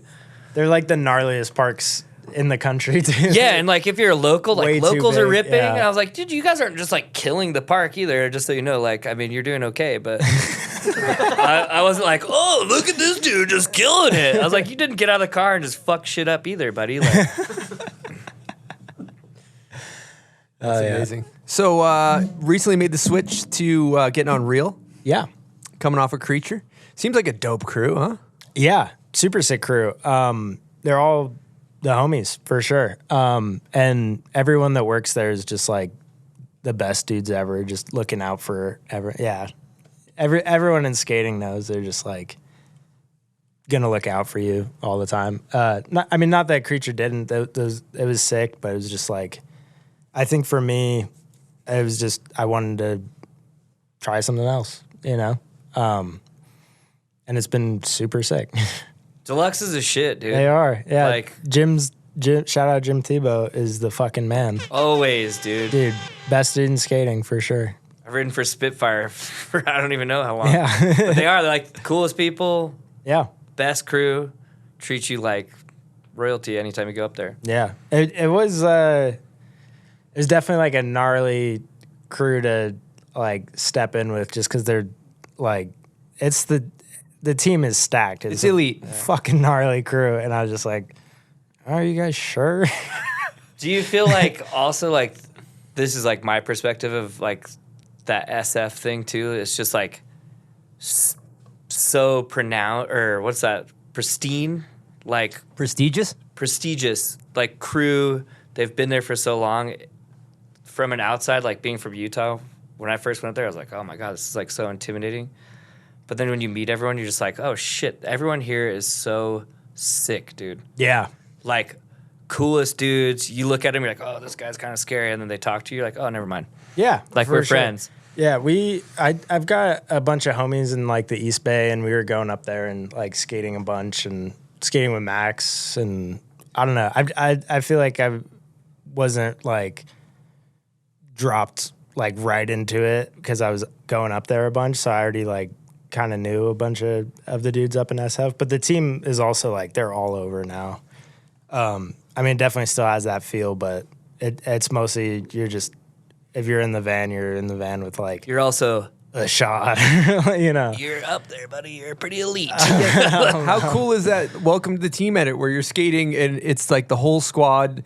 Freaking Mason is doing like, he did like a big spin melon in the vert ramp. Yeah. Or lean air or whatever. Yeah, he did a shove frontside air. Yeah, it was super sick. He went and filmed some vert clips, and then he actually was like, oh, dude, I don't know about these clips, and flew back and went back up there to film more vert shit. It was really sick, yeah. And then you got Max Schaff in there, legend, and then just like seeing like the whole crew for you for that edit, I thought was really cool. One thing I want to highlight, I'm just gonna project my. I like the revert in the middle of the vert line. Oh, thanks. That's just like power slide 180. Yeah, that's insane, dude. Yeah, and keep speed. Yeah, yeah. That one's definitely never doesn't feel like a Hail Mary. You're just like, I hope I'm not over the seam when I slide or whatever. But yeah, I was sick. When we were in Switzerland, I was trying to get some snowboarders to do that. It's like, can't you just like front 180 on the flat or something? They're like, fuck no, dude. Technically, it's like a butter. Yeah. Like you're buttering in the middle. Yeah. Or like, why does no one like hit a trick into the... I mean, maybe it's fucking gnarly. People used to butter into rails. Like Danny Cass used to do that. I mean, snowboarding it's gotten, they're doing like back-to-back triple corks going like 20 feet out. So it's like getting shot out of a fucking cannon, you know? Yeah, like, you don't want to be hitting a front three in the... suicidal cannon, yeah. Or just like drag your tail or like... Yeah. I feel like the entrance is so sick. All right, like, who are your snowboard half-pipe dogs that you like watching? I mean, Traveling Dan... That's he's Danny Davis. Danny Davis is the fucking sickest. Sick. Yeah, I just think his approach, like especially like the early hits, like huge back threes, and like we were talking about, like the fakie method, like it is the cool, like it's the shit that if you could do it, you would never do anything else. Yeah, a fakie method, like yeah, no, I'd give everything to feel a 20-foot fucking. It's the sickest shit for sure. He's on that same feel good tip. All the tricks he does are feel goods and look goods, and I feel like we could get a Jimmy fakie method though, like pretty high out on vert. We spent like a week trying to figure it out. It's so hard to like, because when you go fakie off the vert, it's like really caps how high you go. It kind of kills it. Like not many people have kind of cracked that one, but Mega ramp 180. Fakie method on the quarter pipe. That would be sick. Because then you at least got some speed. Yeah. Just throwing it out there. Man, I'm Big fan, long time watcher, first time listener of this. Not the pot. You know. You imagine going towards that quarter fakie? On No, the I mega? can't. But I can imagine you going at it fakie and going douche and being man. so sick. That would feel pretty epic for sure. Can't wait to see it in the next part. I was a big Shaun White fan as a kid too, because I mean it was just like so in your face all the time. But it was I don't know what they're called, skyhook, right? Ooh, crippler. Yeah, we call it a rodeo, like a sailfish rodeo. But that also seems like the best feeling trick. And I'm kind of stoked that he I mean, I don't know if he competes anymore, but he left that in his run throughout the whole time, which was kind of sick because a lot of it's just like. Well, and cranking for a spins. minute there too, it's like 8 feet higher than anybody else. Just Yeah. You skated with him though back then. You skated vert with him, I'm sure, right? Yeah, when he was he was kind of going to some of the park contests and trying to qualify for the Olympics, or maybe just feeling the water. I don't really know. But he was skating the vert ramp a few times a week. It was sick. Because I kind of missed him. Right when I got into it, he was already a few years out of the scene, so I never competed with him or anything. But yeah, always sick to skate with him, and he's just it's literally just some guy was given the gift of skateboarding, but still doesn't know what any of it is. He's just stoked to be there and is doing Andrex, but has no idea what it's called, and just thrown into it. It's pretty sick. But he still flies to this day, right? When he doesn't air, it's massive. Yeah. For sure. I mean, he just has that pump. He doesn't even I mean, no offense, Sean, but he doesn't land good at all. He doesn't get close to the coping or anything, but he just has that power. He has that raw pump, and he'll just take a heavy landing and then go 8 feet again, and just yeah. I mean, that's years and years of. I mean, just look at his competitive snowboarding career. Yeah. It's if he lands on his board, the next hit he's going as big as he possibly can again, no matter what. Oh, for sure. And he is still probably one of the all-time great vert skaters too, which is amazing because it was part-time for him. Mm-hmm. Now you're skating Tony's ramp all the time. I'm curious who the people you're rubbing elbows with, who are the crew that you normally see there? I mean, the dudes I skate with daily are my friend Shay Donovan, and then my friend Rob Lorifus. Those are the dudes. Lorifus? Yeah, you know Lorifus. Shout out, for sure. yep. Shout out Lorifus. Yeah. He's gonna be here this weekend.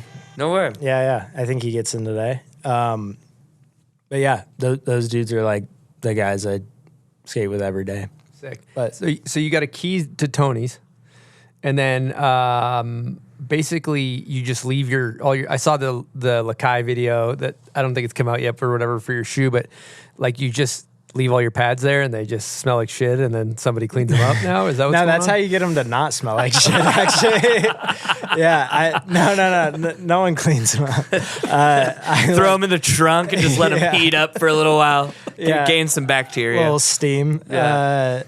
No, I would kind of just hang them up on the vert ramp because that's the only place I'd skate with pads. So why not just leave them there and not steam up my car?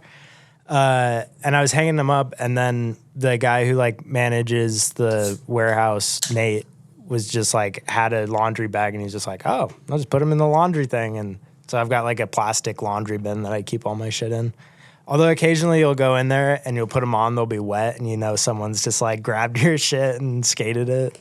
Kind of gnarly. That's that or they washed it. That's sketch. Or they washed it. I mean, come on, it's in a laundry bag. That's true. Yeah. It's a hotel service over there at the Tony Hawk ramp. Yeah. Just leave $5 in your pack. You come from your house, you bring your bed sheets, your dirty laundry, you throw it down there, do a couple of 540s. Tony's like, you know what? Put it on my bill. Go ahead and wash the guy's clothes. He's looking good out there. That'd be sick. Pads can ruin a washing machine. That's for sure. Yeah, I haven't had to deal with too much pad management like that. You know. What about in your hockey times? Oh, I have moto actually. You got to yeah. hang it up. That's Hockey bag just smells like shit no matter what. That's just part of the deal. I think you just want to air them out, like maybe spray them down, maybe. But he actually wanted a number higher than 1,000, but they cut him off, so he got 992. 99 dues. Yeah. Yeah. Well, motocross numbers go up to 1,000? No, they don't. No, I'm joking. I have no idea about anything. Sorry. I felt official right there, though. For sure. I don't know shit. You could tell me anything. The numbers are sick. Having a number, that's the one thing about Ricky's working skating. on his motocross career right now. I wish skating and snowboarding like you had a number because you could like brand used it. to. You brand your number. You know, Yeah. you're like The early X Games, you see they have like numbers pinned on them. It's pretty sick. I did a contest once in China where we had to wear numbers. It's pretty sick. Did you get to pick it or they gave it to you? No, they were almost like barcodes. Like I was like, all right. You were for sale. Yeah, I didn't know. You could purchase Jimmy at any time. 46 is dropping next. So going back to the Vert Ramp, I think it's pretty fascinating how that thing it's like a Lego set, right? It just breaks down. Yeah, I mean, only Tony's, but it's all put together with just like an Allen key. Like 2 dudes could take it up and put it down. Is that the ramp that's here Does right it fit now? in a ramp? Yeah. Does it fit? I'm curious. Does it fit like in a semi trailer perfectly or something? Is that how I they think design it fits in one trailer. Yeah. Yep. And it's made by like a staging company out in Pennsylvania, and they'd never built anything like that. Like they make stages for like rock stars, like Madonna, whatever. And he kind of just took a gamble on it, but because he was doing his arena tour and was like, we just need something that we can tear down in a day and move, you know? So it ended up being like the best Vert Ramp ever made, and it's like 20 years old. And he has 2 of them. He has a demo one, and then he has his full, the one from the Boom Boom Huck Jam, and that's the one that's here. Oh, the one that has the channel gap? That's not the one that's here. That's the one that's here. That is the one that's here. This is the only time he moves it is for this contest. And they probably have a crew of 20 dudes, and it probably takes an hour. Wow. It's crazy. Yeah, they're just like these panels. How big is that channel? 8 feet. Okay. So you got a lot of reps on this ramp. Yeah. So for sure. is there how do we gamble on this? Because I'd like to put some money on Jimmy. I'd also like to know who your nemesis is. Yeah, who's your nemesis? When you Who's your drop in nemesis? over there, do you Yeah, look that's a over good and question. across the ramp and be like, "Fuck you, Tony Hawk," or "Fuck you, Christian Asoy," or "Fuck you, whoever it is." Tom Shar, Jefferson. I'm looking at you, Jefferson. Nah, there's no. I mean, there's Jimmy. I feel like Don't be so Jimmy, nice, be Jimmy. honest. Jimmy, Jimmy, be honest.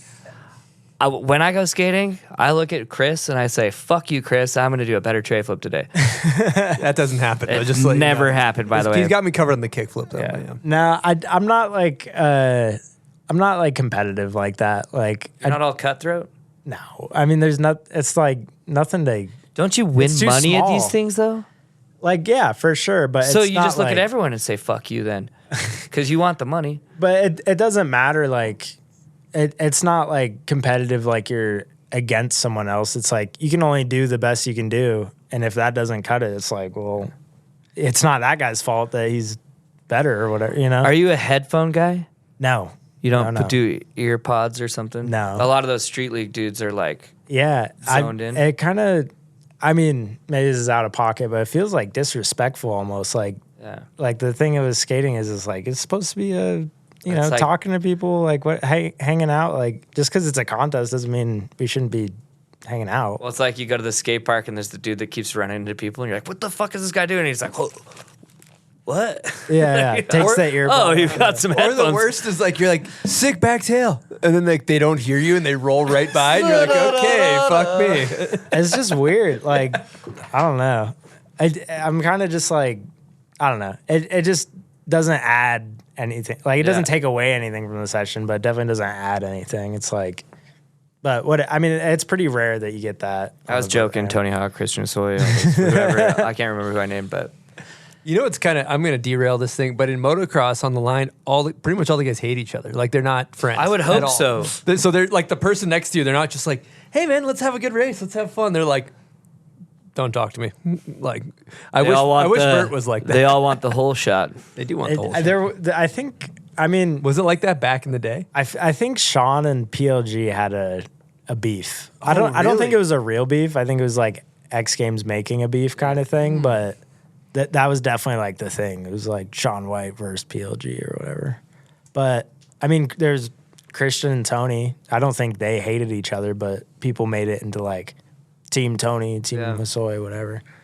But I don't know. I mean, Nas Pappas hates fucking Tony Hawk. Does he? Have you not ever watched the documentary? Oh, The Pappas Toss. people? Yeah.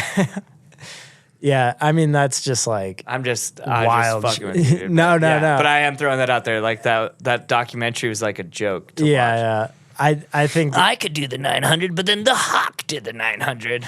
yeah, I haven't seen it. It was like You haven't watched that documentary? yeah. He just claims that he was trying it first or whatever. Yeah. But it's like, dude, Danny tried him. Those Even guys earlier, were like fucking partying their dicks off. yeah, that was like It's more like they were doing lines of coke and be like, I got the 900 for sure tomorrow. yeah. and then they'd get there and back. Well, you know what? Let's go back to the bar, mate. We'll do it tomorrow. Today's not. It's a write off. Just go back on the beaks. Just like beak talk for like 3 years, and then Tony landed it.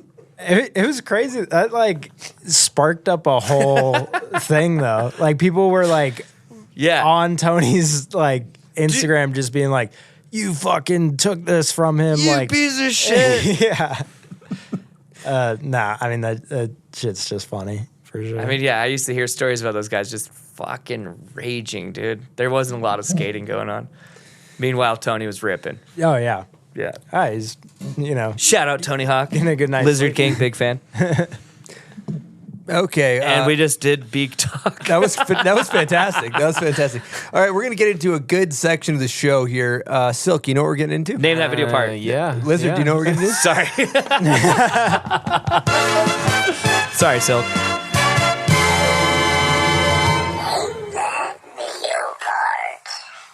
Now, I didn't know I was dealing with a studious scholar of skateboarding. I wasn't sure what his intelligence level was. I think I went too easy. But anyway, what's your confidence level 0 through 10 on Name That Video Part? It's pretty low. It's like a 3. A like, 3? I know the parts, but I don't know if I really know the song. You just named the song of the thing that I was in, and I didn't know the name of the song. Well, I didn't know Or the who name did of it. I knew the Cameron, song. yeah. You know what? We combination plattered that. All right, here we go.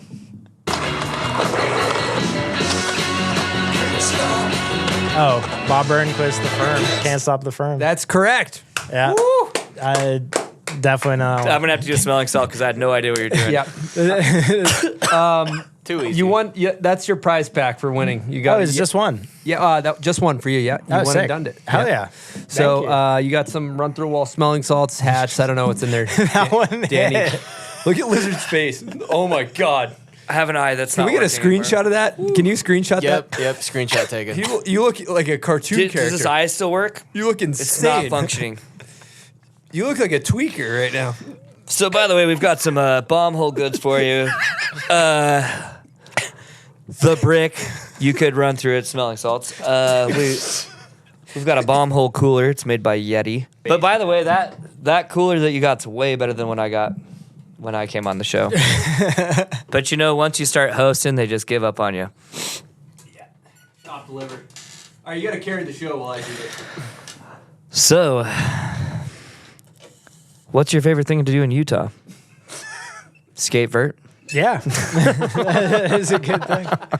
I mean, snowboarding for sure. Go to Brighton. Woo! No. Did you ever go to the Bird back in the day? No. You're like more of a park guy, not like a go take a real run guy. I mean, definitely when I was a kid, I was definitely more of like trying to get in the park as much as I could. So we go to Brighton. Is Powder Mountain here? Yeah. Yeah. Went to Powder Mountain. No way. But that's pretty much it. When did you move out of here? Snowbird? Is that here? Yeah. Yeah. I think there. Sorry? You said Brighton, I said Snowbird. I made fun of you. Hang on, I'm just going to I'm not- derail this yeah, whole thing. I We're ruined still- the show. We're still in Name That Stop Video talking. Part. We're still in Name That Video Part. This one's for the listeners. If you know the name of the song, comment on the photo of Jimmy on Instagram. That's where we pick our winner. Here we go.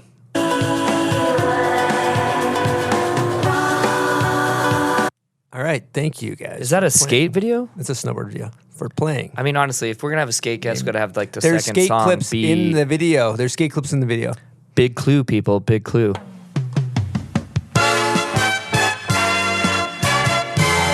What year is that video around? The video, the second one? The second one. I don't know. Maybe like 2010. Give or take. I might be totally off on that. Feel free to delete that last part where I was talking. Sorry about that. You're doing great. Yeah. Thanks. Just so you know, I literally can't see through my left eye anymore. Smelling salt hit really hard. Yeah, that's a good batch. It's sustainably sourced. We actually have potentially, we talked about in the lobby, our new, I'm putting a urinal in the new office, outdoor urinal. I have one in the garage right now. It's going to be a big hit. And what we're going to do is we're going to put a 5-gallon jug because there's not going to be plumbing. I'm going to fill it up with a hose. And then you turn a valve and it's going to flush the urinal into a French drain filled with rocks. And Jimmy had a pretty good idea.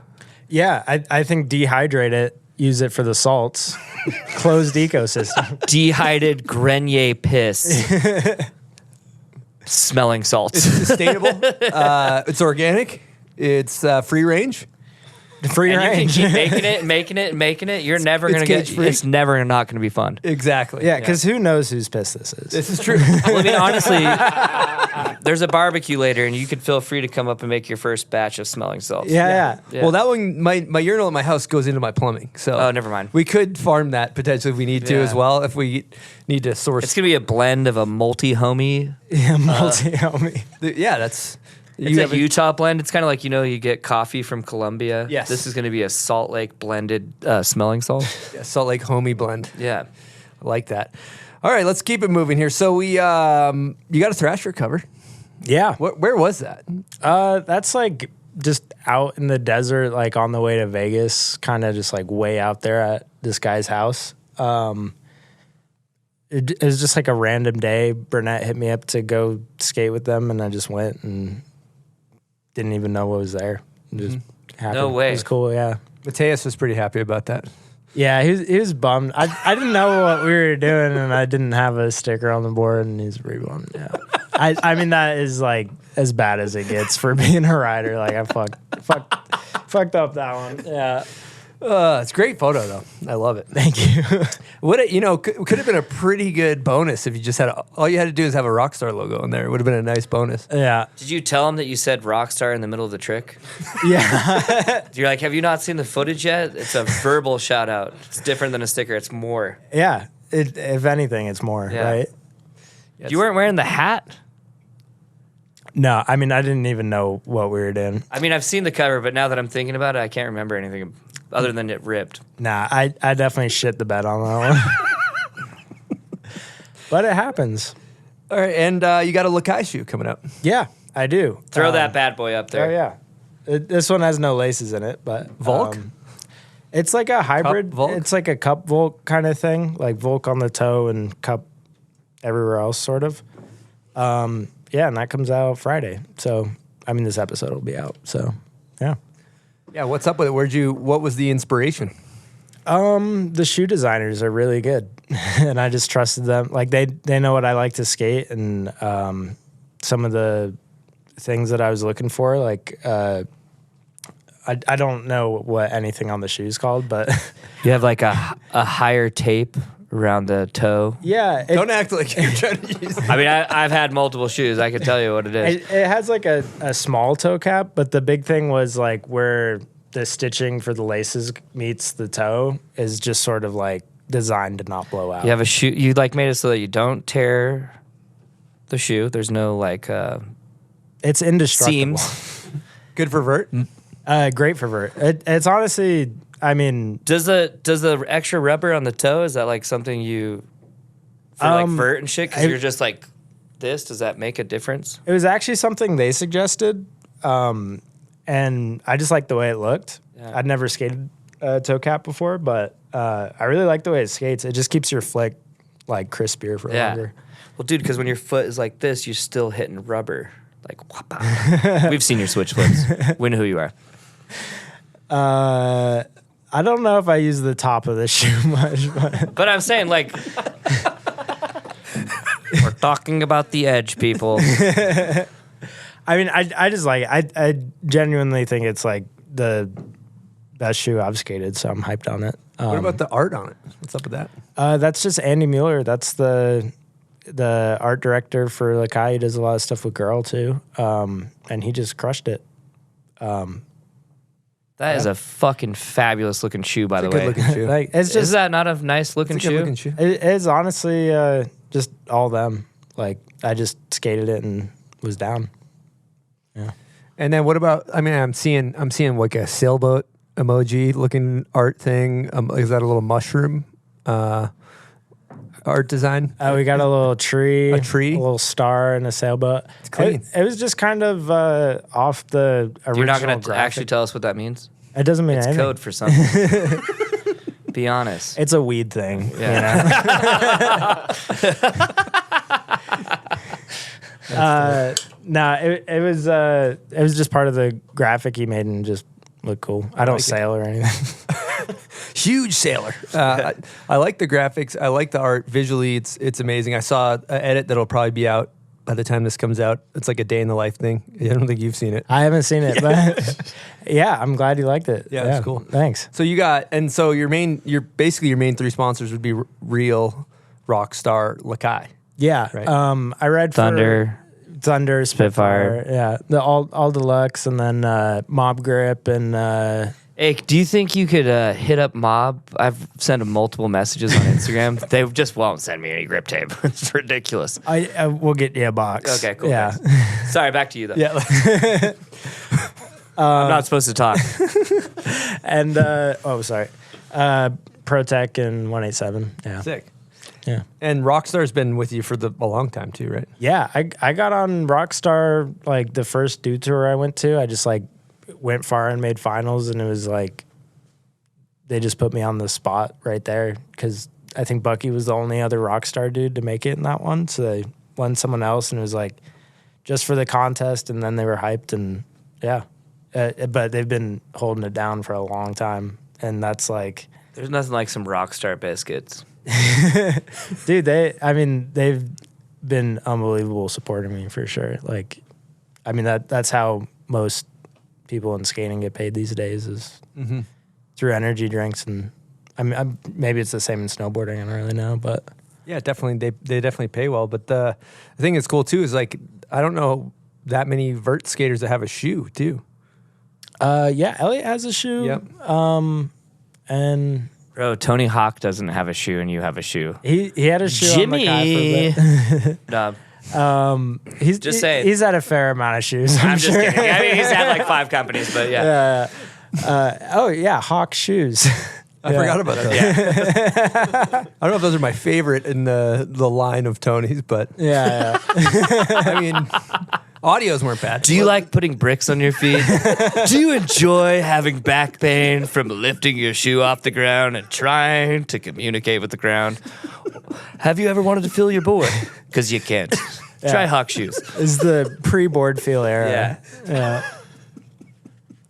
You could focus your board by dropping this shoe on it. Or you could learn how to ollie. No. So you didn't go off the Hawk. You didn't go off of a Hawk shoe to design the ones you're wearing. Not on this one. Yeah. We'll see what trends next. You know. Yeah, those could be. The sole of this shoe is actually made out of steel. Leftover concrete from their skate parks that they're building. Oh, that's good stuff. I was watching another thing too of you. There's like some big ass picnic table you stacked vertically on top of a vert ramp. Oh yeah, That was front disaster. Yeah, that was Burnett's idea. Are you talking about the back lip where he slides a back lip and then ollies back into the tranny without ollieing? This is a front D.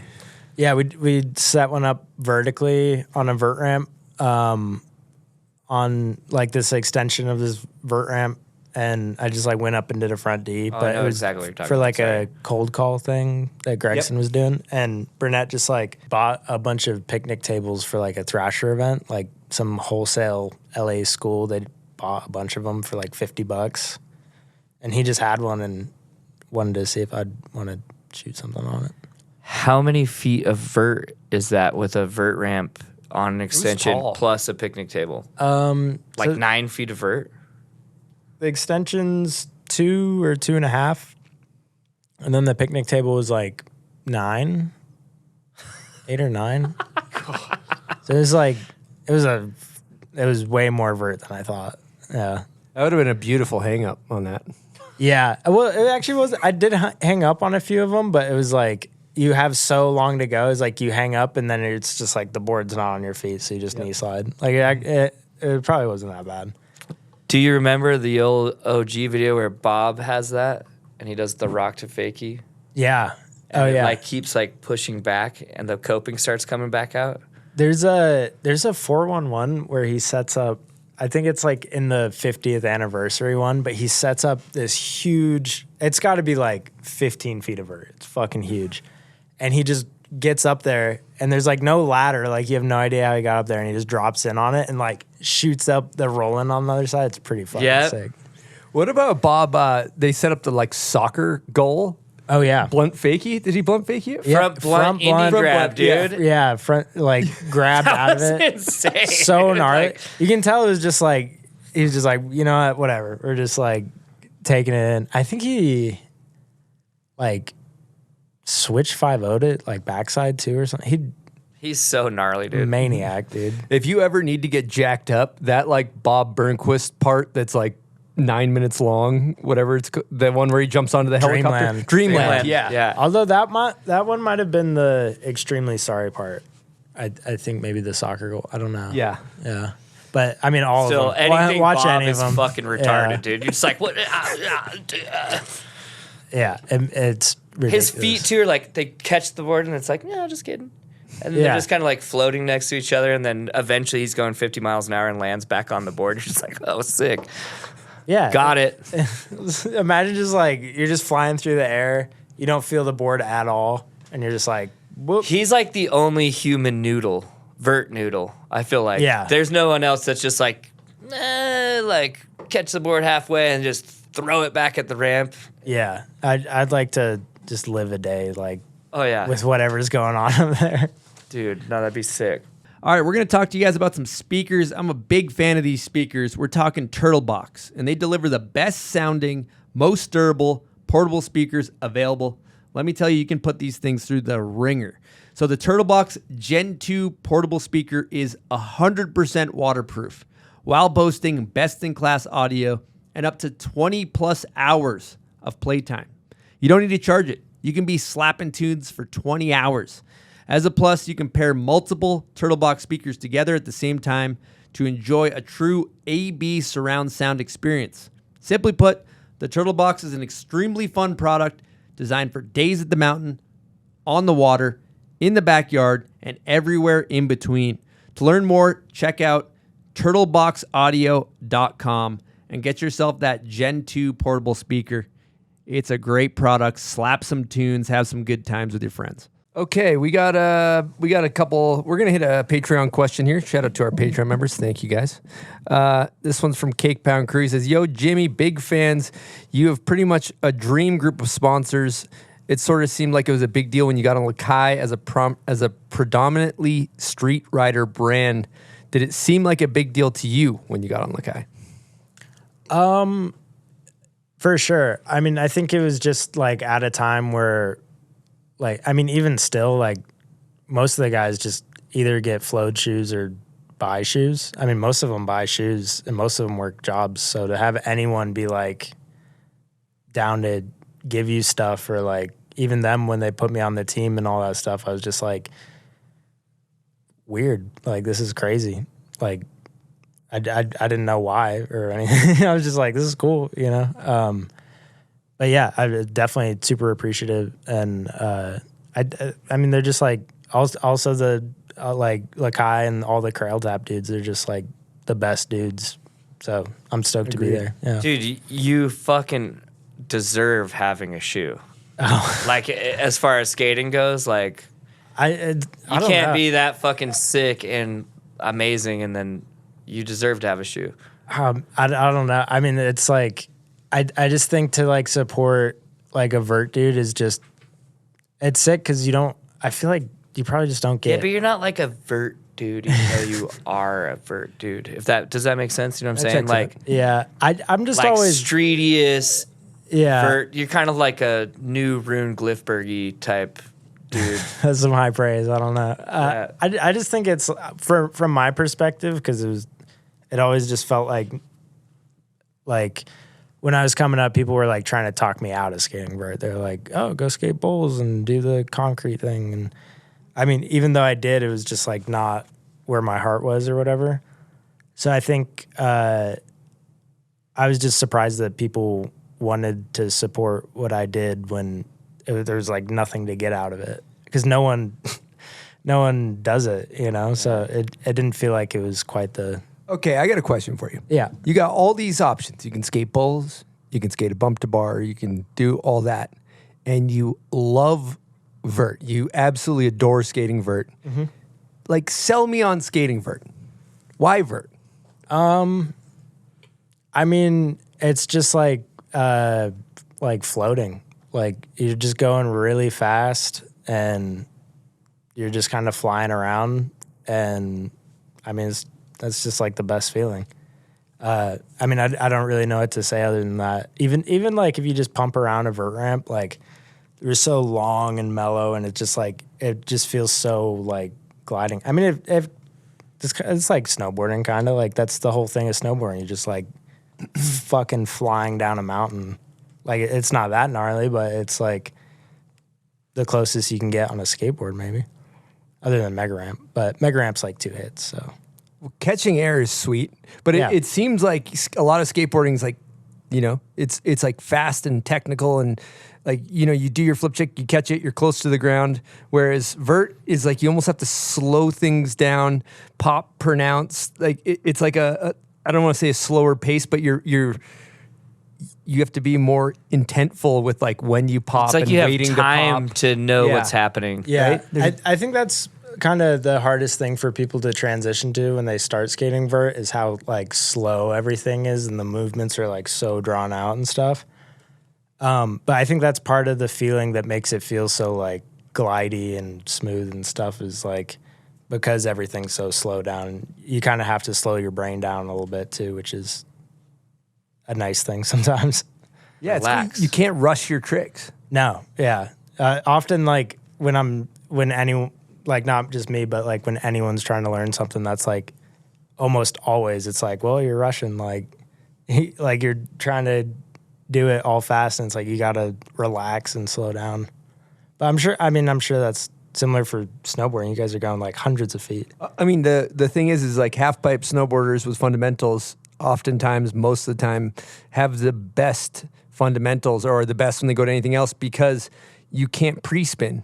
You can't, like a jump, you can kind of initiate it early and still get away with it. Yeah. Where with the half pipe, you have to like wait till your board's out and then start spinning like that. It slows down your pop and then spin, so your fundamentals are Otherwise, better. do you catch your edge? Yeah, you'll smack your tail, or the trick will just not work because you go full death mode. Yeah, that's the same skating vert is like if you want to spin or do anything, you have to wait till you're out of it because if you try to spin while you're still on the ramp, it'll like cancel it out and you'll spin way slower. Or you're just like, whoa, start going across the ramp. Or go over the deck or whatever. It's just like, yeah. But I just don't think it like translates anywhere else in skating because it's like, I mean, maybe, I don't know. If you're skating a huge set or something, you gotta like slow it down. What's your biggest set of stairs you ever ollied? Nice question. Yeah. Liz. 11 or 12 maybe. Okay, I thought you were gonna be up there. Yeah, I used to love 12, 13 range. jumping down stuff. Yeah. But I never had like the best like street fundamentals. I'd ollie something and back 180 something, and I was like, that's it. So I've seen the like nollie the two flip. best tricks. Ollie back 180. it is. It's Ricky. a classy trick. Timeless. The back 180. It's timeless. Yeah. It's timeless. Yep. I love that. That's good stuff. All right, we got another guest question. This one's from Elliot Sloan. Here we go. Oh, hell yeah. Jimmy, what's up? It's Elliot. Got a pretty serious question here for you. Something I've been wanting to ask you for a while. I want to know who you think would win in a fight, a grilled cheese sandwich or a taco. Let me know. Do you know the reference? Hot rod, yeah. Okay. I was trying to think of what she says to that. Something like if it's street rules the taco or something. It's kind of fucked. I don't know. I'm taking grilled cheese though. Yeah. And also, I believe in the Andy Sandberg's character, whatever his name is. Is it Rod? Rod. Yeah, Rod. The grilled cheese does win in his dream when he knocks himself out. Oh, yeah. I'm pretty sure. So I think that's the correct answer. My favorite part is when she comes over to his house and he's just banging on the engine with the hammer. It's so good. This is that movie? Hot Rod. Okay. Wow. Sorry. I'm back. Back in the conversation. So Lizard's back. Yep. Sorry about that. We'll keep it moving. Also, I saw that day in the life with you, and you were doing some woodworking. You were being a craftsman. What's going on with this woodworking situation? What are you making? Right now, I'm making like a little side table. But I kind of just like my girlfriend. She lives like further south in San Diego, and she lives like right next to a craft space. Sorry, the salts are like. Whew. I love that you just look how many of you keep cracking. There's a graveyard over here. Big supporter. By the way, bombhole.com. Smelling salts. Back to Jimmy. Yeah, she lives like right by a like public craft space, and they have a big woodworking space, and I was just always like interested in it, so I got into it. And then my roommate makes furniture. He's an engineer, and he has a big like CNC thing, and he makes furniture. So I just like got a saw and started trying to make shit, made a bunch of frames, and yeah, trying to learn some basics, like how to make tables and shit. One would say you're the master of the wood. Nice, big biz. Just throwing that out there. Nice. One thing I thought was interesting too, you're like, I used to surf, but I need to save all my energy for skating or something. Yeah. I mean, yeah, I think it's not so much like that methodical, but I'm just like, if I'm gonna go surf or I'm gonna go skate, I'm gonna go skate. Like surfing's sick, but it's not that sick. I mean, that's how I feel about it. Yeah. But I'm glad I learned how to do it, and it's probably something I'll do when I'm older. But yeah. Why go surfing when you can just do a backside ollie in the vert ramp? Yeah. I don't know. I think trying to get better at surfing made me realize how nice it is to know how to do something already. Mm-hmm. And it just made me appreciate that more. And like, I mean, if the waves are good and the water's warm, I'll go, but I'm not like die hard or anything. You live in California, right? Yeah. When is the water warm? Like it's always cold, there's like dude. a month in the summer. Like September, okay, August. Yeah. I was just there. I just at the beach for 3 days, and I was like, I touched the water. I'm like, it's freezing. Oh yeah, dude. that's why I don't. And I surf. looked at people out there surfing. I'm like, look at these idiots. Yeah, I'm just gonna stand out here and look dumb myself. Look at these losers. No, I didn't say losers. All right, keep on surfing, bradas. All right, let's get into hot takes. Fun section of the show here. Hot takes. Big fan of hot takes. You know what? I'm gonna curb. Do you want to? I'm gonna curb hot takes, and I'm gonna change gears. I think we should talk about. Is Vert going to the Olympics? Good question. Yeah, I hear both things. Like I'll talk to someone who will be the coach for some team, and they'll be like, "Yeah, it's for sure going in 28." And then I'll talk to someone else, and they're like, "For sure, no, it's not going in." Like I don't think anyone knows, and it's all. I think it. I mean, as far as I know, which isn't shit. Like I think it's all up to the World Skate Federation, and I think they're not like necessarily skate oriented. They just happen like skating just happens to be under it. They're like normal sports people. They're mostly rollerbladers, like dudes from the 70s that just happen to have a federation. And to be in the Olympics, your federation has to be already established for a certain amount of time. Like it's just a whole thing. And then I think there's also things about like maybe they want to put in things that already use the fields of play that they already have. So the park course, the street course. So I know there's a lot of talk about putting scootering in. But I don't know. What's your take on that? I mean, I'd love to see.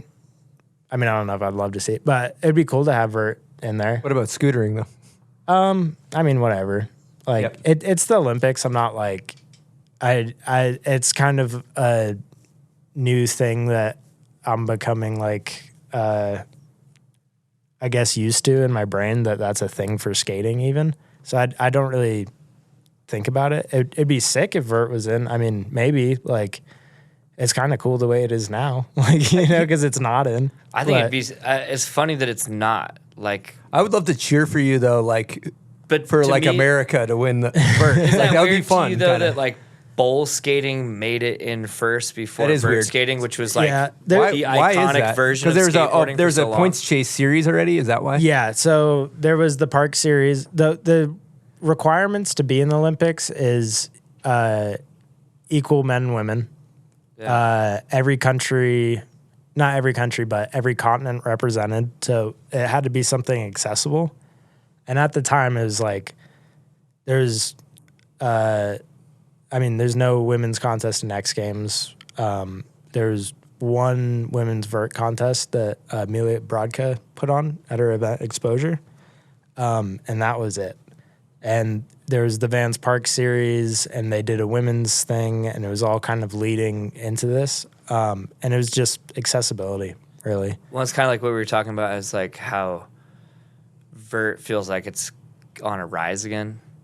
Yeah. Like vert's has more opportunities now, so maybe like as that grows. Yeah, I mean, maybe not this next one, but like the Olympics after that one, if it continues to rise. I think the thing that most people talk about is it being like, maybe it's not the most relatable thing for skateboarders, but it's like a spectacle, you know, like normal people can see it. It's a show. Yeah, and be like, this guy's going through the air. What, like, normal people don't ride motorcycles, but fuck me, if someone does a backflip on one, you're just like, whoa! Yeah, for sure. And I think like when people watch street skating that don't skate at all, it all just kind of is the same thing. Yeah. Like they don't understand the technical differences. Like a kickflip front board is the exact same thing as like ollieing down the stairs. Yeah. There's no difference. They don't get it. Yeah. So I think that's people's like big thing of like, well, why isn't it in? Like that's the thing that people would want to see or whatever. But it's literally just up to some random people, I think. I don't know.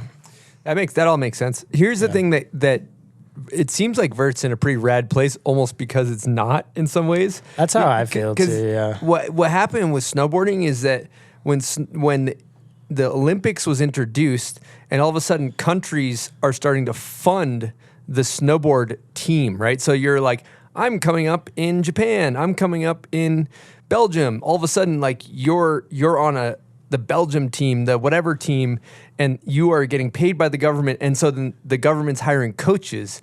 And so in snowboarding, if you go to the top of the half pipe, it's like people from all different countries holding iPads, and you know, it's like it's all this coaching thing, you know, and they have these training facilities with airbags, and they're all just chucking into airbags, and it's like this road to the Olympics. And so there's like the degree of why we got into it gets lost, I think, because it was like almost this thing we got into because it wasn't accepted. Yeah. It was kind of a fucking badass thing. And now all of a sudden, you know, your dad that wanted you to play hockey is like, well, it's in the fucking Olympics. Let's get Gary in there and get him on a training program. Gary, you're never sleeping again, Gary, unless you land that back nine. Yeah. And there's definitely like so much of that. And I think like there's always a little bit of that in vert skating, just because people see what Tony did and people want their kids to have that. Vert babies, yeah. Like there's always like gnarly parents or whatever, but the Olympics has definitely brought out like a way worse side of it. And I don't know if it's like this for snowboarding, but it does feel like it's kind of just like removed from actual skating, kind of. Not to say it isn't actual skating, but it's like there's all that stuff going on, and then there's like the core side of skating. So it doesn't really feel like it's affected it that much. But with vert skating, it doesn't really have that side of it that much. Like, I mean, there's maybe a vert part on Thrasher like once every 4 years or something. And it's like, so I feel like if it changes the contests and all this stuff and people start to be cutthroat and have coaches and, you know, eggy and whatever, I feel like I don't want to lose what it is right now. But at the same time, it's like, well, whatever. It's for the kids. I'm 30. If it creates more opportunity. Yeah. If it gets more people skating vert, that's sick. I would like them to enjoy it, but whatever. It is funny too because like the vert skating Olympic side and like contest shit, like vert skating is contests. Yeah. But as far as like street skating, not, there's like all these people that talk about it right now, like, oh yeah, so and so like fucking kills all these contests. It's like he's never put out a street part. Good point. And if you don't put out a street part, like fuck you, you have no claim in skateboarding at all. Yeah, and I don't think that's like. But like vert is, how do you? Is there like a translation there between like a street part and contest? Because it's, I mean, when it was kind of one of those things where like some of the ramps really lended themselves to creating video parts, like the DC ramp. that thing was insane. Like it was made to film video parts, Yeah. and now it's like if you want to film a vert video part that's just vert, like you're just skating the ramp that you compete on, and you have to do gnarlier shit than the shit you do when you're competing, and it's just like it's pretty hard. But people do it. I mean, Elliot puts out amazing shit. Yeah, I mean his backyard is also. He's about to drop a part too, right? Yeah, He's kind of got like a DC-ish ramp. yeah. His vert ramp in his backyard. His has obstacles. Yeah, with the like the hip and like the weird. The jump ramp thing when whoever tray flipped that thing was amazing. Clay Kreiner, Yeah, Clay is Shout sick, out. dude. Yeah, so sick. He did it padless. Big alley-oop 5 into padless tray flip. Psycho. What was the ramp you skated in the Welcome to Reel Edit? That thing was sick. That one's super cool. That one's up in Berkeley. And we kind of just like went up there for a week and filmed.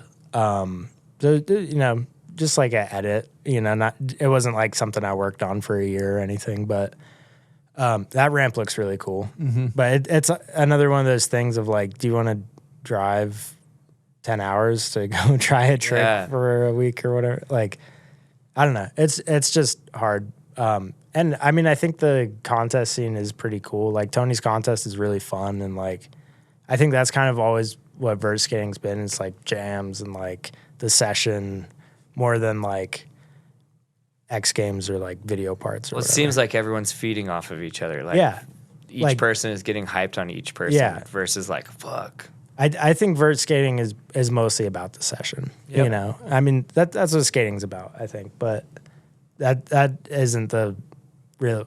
It's not the vibe you get when people come in training for the Olympics or whatever. One thing that is cool though, like for example, when Sage Kotzenberg won the Olympics, he was on a goddamn like Wheaties box, you know. He went on like he's like our homie, and he's like on a Wheaties box, you know. And for sure. And so if like the right person wins, it can be cool for the sport to have somebody achieve.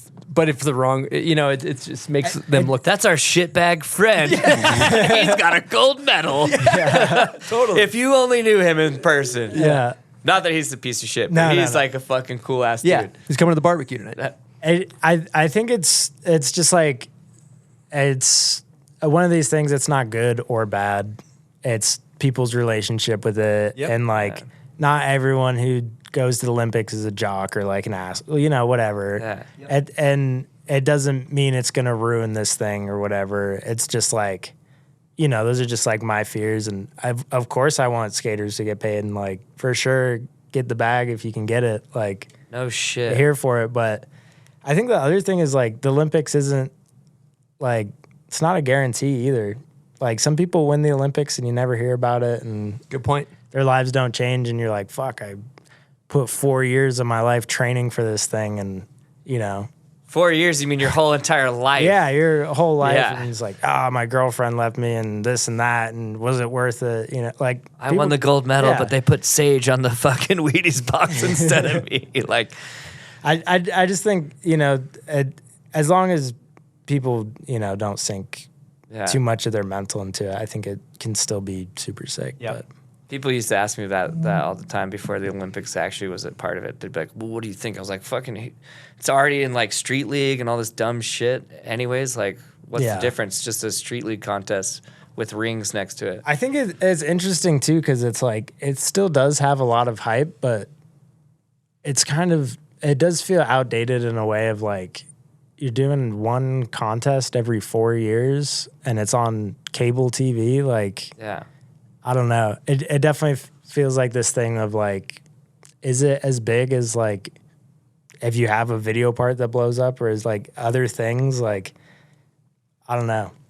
But it's funny because like a country like as far as like America or whatever, people genuinely do get excited, and That's true. like normal people like watch the Olympics. People watch like speed walking and they're like, "Oh my god, I can't believe the American guy's about to beat the whatever." Yeah. And they're like this, Yeah. like walking down, you know, but like they get pumped. So it does give a different opportunity to people that have nothing to do with anything, but You become basically a national treasure when you win the Yeah. Olympics because it's like a country thing. yeah. But Yeah. like normal people fucking they love that. Yeah, if you're shit. on a plane and you're like, we got an Olympic gold medalist here, they're like announce it over the microphone. They and have they're to, just right? like, yeah. Has that happened to Sage? I'm sure. I mean, yeah, I don't know. I hope so. I'm sure he's Big shout out to Sage. yeah, Colonel Kotzenberg. All right, let's get into hot takes. Here we go. In your opinion, who is? We do both male and female. Who's your goat? Like to you, who's the goat of skateboarding to you? I mean, Tony Hawk, like it, like not only for what he's done to get people to skateboard, but his skateboarding is like undeniable, so far ahead of its time, and just like most of the stuff we do is still shit he invented. So, goat for sure. Dope. We do female too. Okay, I think Mimi Noop. Yeah. I mean, she's ripping female skater, kind of like for a very long time when women's skating was not as appreciated, and she held it down. And she also was a big reason why women's skating got back into X Games and got the shine it deserves. Dope. Great answer. Would you consider skating an art form or a sport? I mean, an art form, but I guess it depends on the person's relationship to it. It can be whatever you want it to be. No, this is what you think. We don't care about other people. I mean, it's a lot of different things for me too, I guess. Sometimes it's just a way to beat yourself up, but art form. Yeah, we'll go with that. Okay, what about who's one of the most underrated skaters you don't think gets the shine they deserve? I'm going to go with Jürgen Horvath from Germany. He's sick. He's definitely like one of the most stylish vert dudes ever. Like buttery smooth, went real high, good bag of tricks, good trick selection. And I feel like more people need to know who he is. Like that. Shout out. Vert or street? Vert, but ripping street dude too. If you watch some of his parts, he's got some sick street footage. Well, that was actually a question for you. Do you prefer vert? Oh. But glad that he was doing both. Glad Yeah, that's yeah, good yeah. information for me to know. Well, vert, yeah. Okay, on a snowboard, rails or powder? I've never snowboarded powder, so I guess rails. Are you There it fucking is. serious? I love Yeah, that. never had a powder day. That's awesome. That's perfect. The bomb hole should maybe Actually, like work on that. Yeah, but if you ever come out here in the winter, we'll show you a good time. Well, yeah. That'd be sick. Who's got your favorite style on skateboard? Current or Choose your own adventure, all time. We'll say. Chris Miller. Whew. All right, who's got your favorite method on a skateboard? Hosoi, for sure. Dude, Josue is sick. Yeah, it's the classic. Okay, what's your favorite skate video ever made? Can't Stop the Firm. Yeah. Dope. Sick, you guys pick that song. I heard you on another podcast on 9 Club talk about it and went through. Did Ray Barbie make all the music for that? He did for Bob's part. I don't know Okay. if he did for all of it. Maybe for some of the skits and stuff too. But yeah, I mean that skit with Lance and the dream sequence with Neil Blender, like it's So sick. all time. Yeah. Amazing. Favorite board graphic ever? I think it's like one of the Tony Hawk boards that's like the side. It's like a side view and The skeleton bird? Yeah, Dude, so I sick. remember seeing that at a skate shop and be like, oh, and it wasn't a skate shop, it was Bike Board Blade. hell yeah. And it was in Sugar House. That was like Timeless. the first legit board I got, and I fucking love that I was one. like, dude, oh my god, it's like a bird, but it's like a pirate board. And I had no idea who Tony Hawk was at the time. definitely runner up. There was a Bob Burnquist firm board that was it was like a roulette wheel, and it said every ride a gamble, and I was just like, damn, that's Bob sick shit as for fuck, sure. It's so dude. sick. You know what the graphic that is so sick when I think about Tony too is like the more recent one that was like in the Baker font, and it said like Riley Hawk's dad. Yeah, or oh, whatever. that shit's sick. Riley's dad. Yeah. Riley's dad. Yeah. Oh man, this is actually probably my actual favorite board. A Max Shaft graphic. It was Vert Reynolds. And it was just like Burt Reynolds on the thing. It's so sick. And it was my first Instagram handle, actually. I should have kept that one. Vert Reynolds? Yeah. Yeah, that's good. Shut up. Dude, I'm going to sidebar it too real quick. I've ordered a bunch of stuff from 4Q before. Oh, sick. Fuck yeah. And I've always been a fan of Max and used to do some motorcycle stuff. And man, it came with like this handwritten note that was like, thanks, Chris. Like it's written on like a shitty piece of paper with a marker. Yeah. And I enjoyed that experience so much that, you know, every time when now that we have a company here with the Bomb Hole, like anytime somebody orders something, we always, no matter what, put in a handwritten note. Yeah. And I think a big part of that is because of Max Schaff and That's so sick. that experience I had. Yeah. He's definitely like the dude that, I mean, I'm fucking adult, but he's the dude I want to grow up to be for sure. He's just like he's always going to be older than you, so it doesn't matter. Yeah. You can always try to grow up to be like. there's still a chance, but he just I He's think a cool ass dude. He just gets it, you know. He's just the sickest dude, for sure. Okay, if you could have 3 people, Vert Sesh, dream Vert Ramp, anybody in the world, dead or alive, doesn't matter. What's your dream Vert Sesh? It would probably be Chris Miller, Alex Perelson, and Max, and I would just watch.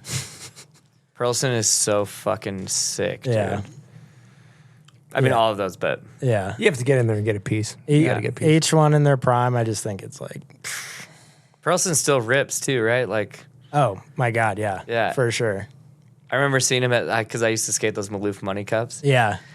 and he just like show up. I don't think he gave 2 fucks that he was there, No. but just fucking flying whenever he would do something. Oh, yeah. Just so big. It was like you would, like the contest would happen and people would come back and you'd be like, oh, what happened at the contest? Like, who won? And they're like, I don't really remember, but Alex he did a fucking ollie to fakie that was head high and what, you know. He did something just like the sickest shit.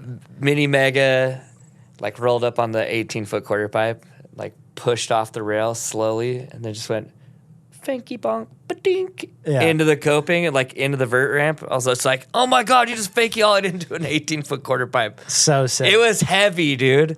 There's so much like just dink. There's so much like Alex lore too, of just crazy shit he would do. Like he used to do these rollover things where you like have your tail behind the coping and you just jump onto your board and roll in like with the tail down so there's no momentum. And he would do it like off this extension into a love seat, probably like a 6-foot drop, no pads, backpack on, like helmet clipped in the back. It hit him in the back of the head. And then he would ollie the chain pulled across the ramp. Shut up, Just dude. leaving the ramp. Yeah. It's like, whoop. He's heavy, dude. So heavy. I've always been a big fan of that dude skating. Yeah, it's really sick. It definitely like the dude I probably looked up to the most growing up. Amazing. If you could have one dream sponsor, doesn't have to be in the skate industry, any brand in the world, what would your dream sponsor be? Oh man, I heard you guys say Home Depot on the Sean White one. That's a good one. Yeah. It's hard to beat Home Depot. For free. Yeah. Like you walk in and get anything you want. That'd be dope. Yeah, there's like a hardwood place by my house that sells more like stuff for woodwork, like refined wood. Yeah, it's just like hardwood, you know, like Home Depot sells like construction lumber or whatever. So probably that. I mean, What's it it's called? Do you know the name of it? Frost Hardwood. Frost Hardwood. Let's get this guy a deal. Yeah, it's like a carpentry place. Yeah. Do you have an agent? Yeah, I do. Who is it? Blair Marlin. Blair, let's get you on that. Blair, let's get you on that. Let's get that sticker on the nose. Blair would really enjoy some free wood. Blair, let's get that deal dialed in. Jimmy likes, he needs free hardwood. He needs some free hardwood. Yeah. Let's get that 3-year DocuSign coming through the email. I mean, the dream sponsor right now is Run Through a Wall. No, you're on the team. Yeah, Sorry. Already on? I don't know if you noticed at your package over there, but you got 2 these will boxes. make it through the weekend. Although I noticed that, you're just popping those things like candy. He might not make That's it through not tonight. an M&M, buddy. That's a smelling salt. Yep. But They're good. sniff it up, chew it up. We'll get you dialed in. We'll talk to Blair. We'll get the sticker on the nose. We'll figure it out. Yeah. You know, we'll get it dialed in. Maybe just attach it to the Rockstar sticker that you're not supposed to forget anymore. All right, last trick. Worst trend, just in skating, in society, whatever. What's the worst trend that comes to mind? I mean, I think social media. Like, I'm not big on it, so I don't know. I just think it's like a net loss, but I'm sure it's good for some people. Like, but I don't. A wormhole of destruction. I mean, I just think there's better ways to get information as a whole. Like, I don't think it's made people connected more at all. Like, I mean, maybe you talk to the guy that you don't see very often or whatever, but it's like, for the most part, you're just like feeding your brain bad shit. And then, I don't know, it just feels like skate stuff has become a bit more like disposable almost. Like, I used to watch videos for like years, and now it's like the video comes out, even if it's on something, it's like you watch it once and it's gone, I don't know. I'm just fucking old. Well, they talk about that though. Fuck, like, dude. since that came out, like, people's attention span went from like 2 minutes to like 15 seconds. If anything's longer than 15 seconds, this generation of humans is just like, well, this isn't what I'm used to. Yeah. Skip. And I think like depression for a lot of people has gone up. I mean, that's like just. I mean, I don't get any likes on any videos, and trust me, it gets suicidal constantly. I mean, I didn't get more than 280. There's 300,000 followers. No, none of you guys. I mean, I think also too fundamentally is just simply like when you're staring at that, you're just not where your feet are. You're just not. You're fucking where brain you're not dead. where you are. You're not like, hey guys, we're having a conversation. You're just like, but you're not. And often, like, I don't even feel like you're engaged with what you're looking at. Good point. Like, sometimes, I mean, I don't really keep Instagram on my phone anymore, but I'll like scroll through and an hour will go by and I don't know what I saw or like what's going on. Insanely Just like, fast. what the fuck? Yeah. But like you did say though, I do have like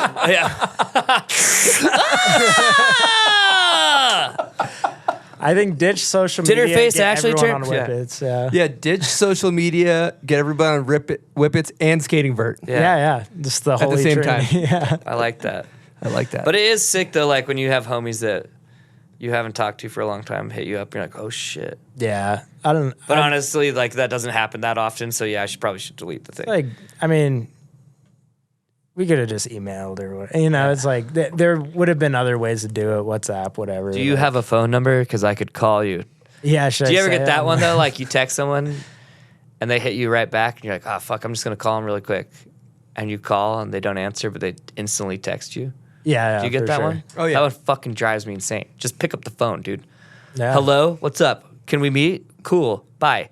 Hang up. Versus chitter chatter. 40 People text love messages back and texting, forth. dude. Texting drives me fucking insane. Yeah. And I also write in all caps just to piss people off. I'm not good with the phone shit, but I mean, honestly, I'm just like getting old, whatever. Love it. You're not getting great old, stuff. dude. You're 30 years old. So, Ricky's 37 today. Oh, too close to the mic. Ricky's 37 That's today, correct. everybody. Big birthday. Yeah, give yourself some horns, huh? hey, I'll give myself a Can you, horn. super horn. Super Hornet. Super Oh, horn. wow. Thank you, guys. That's Yeah. kind of a weird thing to give yourself. But, all right. Appreciate that. Yeah. But what's going on? What's next for Jimmy?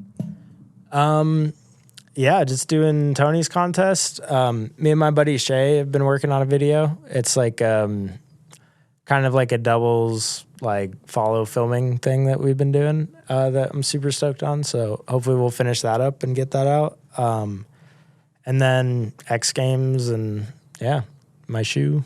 I was gonna say shoe sales are gonna be through the roof. The Lakai.com. Lakai.com. Or your local skate shop. Or your local skate shop. Check your local shop for sure. I'd be hyped if people wanted to check it out. And that'll be out when this comes out. If you don't buy Jimmy's new shoe, then fuck you. Exactly. That or go to thebombhole.com and get yourself some smelling salts. Yeah, that's sponsored also by Jimmy. So I'm curious about this follow cam video you mentioned briefly. Are you guys filming each other? Yeah. What are you guys using for a camera? We have a Sony FX. You have a big one? 4, yeah. The big bad boy lens? Yeah. No, it's not like the big extreme. It's like it's a good sized fisheye though. And it was Tim, the real TM, who gave it to us. Like VX style? It's like more HD, but it's not that heavy. It's like almost as light as a VX probably. Okay. But a little more stable. Still though, you're like flying around through like bowls and vert That's ramps. probably a hard thing. Vert guys can't have a filmer unless you can skate vert, basically, right? Yeah, I mean, there's dudes that kill it just Chris long lens, Gregson? like for sure. Yeah, Gregson. Gregson's a killer follow cam guy. We got some cool ones of like, we'll do lines and like he'll air over me and I'll skate under him and like the line will go on. Like, I think people will be stoked to see it. Cool. Yeah. I'm excited to watch that. Yeah, it sounds really rad. That's amazing. Okay. Again, buy Jimmy's shoe. Also, you got a board with reel? Yeah. Buy Jimmy's board. Thanks. We're going to edit that out. Buy Jimmy's board. Of course he has a board with reel. I mean, who are we talking to over That's here? a stupid question. Yeah, that was honestly. You know what? It's his birthday. He's had a long day. He just got married recently. He's got all sorts of stuff going on. Yeah, we're he had to deal with me for the last 2 days. We're to get doing a me barbecue. here. We're doing a barbecue tonight. for his birthday. Yeah. Jimmy, did you want to come to the barbecue? Hell yeah. Yeah, come on by. We're having a barbecue. Is it at the new house or the old house? New house, yeah. The Don't old know. house. Gonna have to get another address sent to me. Yeah, I'll send you the address. Are you bringing Monroe? Yeah. Okay. And Daisy and Big Fish. And Big Fish. Love that. It's gonna be a family affair. I'm gonna call Big Bob. Call Big Bob. Don't call Little Bob though. Leave Little Bob out. It's gonna be a little weird at the new house that you didn't purchase through Big Bob, but okay, whatever. All right, this is like it's a over, plane ladies and crash gentlemen. into the Andes. The podcast is over. Jimmy, thanks for coming on. Yeah, thanks for having me. Appreciate you. Yeah. Jimmy, big fan. Buy his shoes. Buy Jimmy's shoe. His boards. Buy the board. Big Biz Liz, thank you for coming on. Thanks for having me. Appreciate it. It's always a pleasure. Yeah, I mean, it took me 3 days to get here, uphill the whole time. You did great. And thank you to all of our Patreon members that support the show. We appreciate it. We couldn't do it without you. All of our sponsors, thank you guys so much. And everybody that tunes in and listens, we really appreciate you guys. So have a great week, guys. Over and out. From Keep the Bomb Hole. patroning. All right, good show, guys. Oh my God! Sorry, I knew. That was fantastic.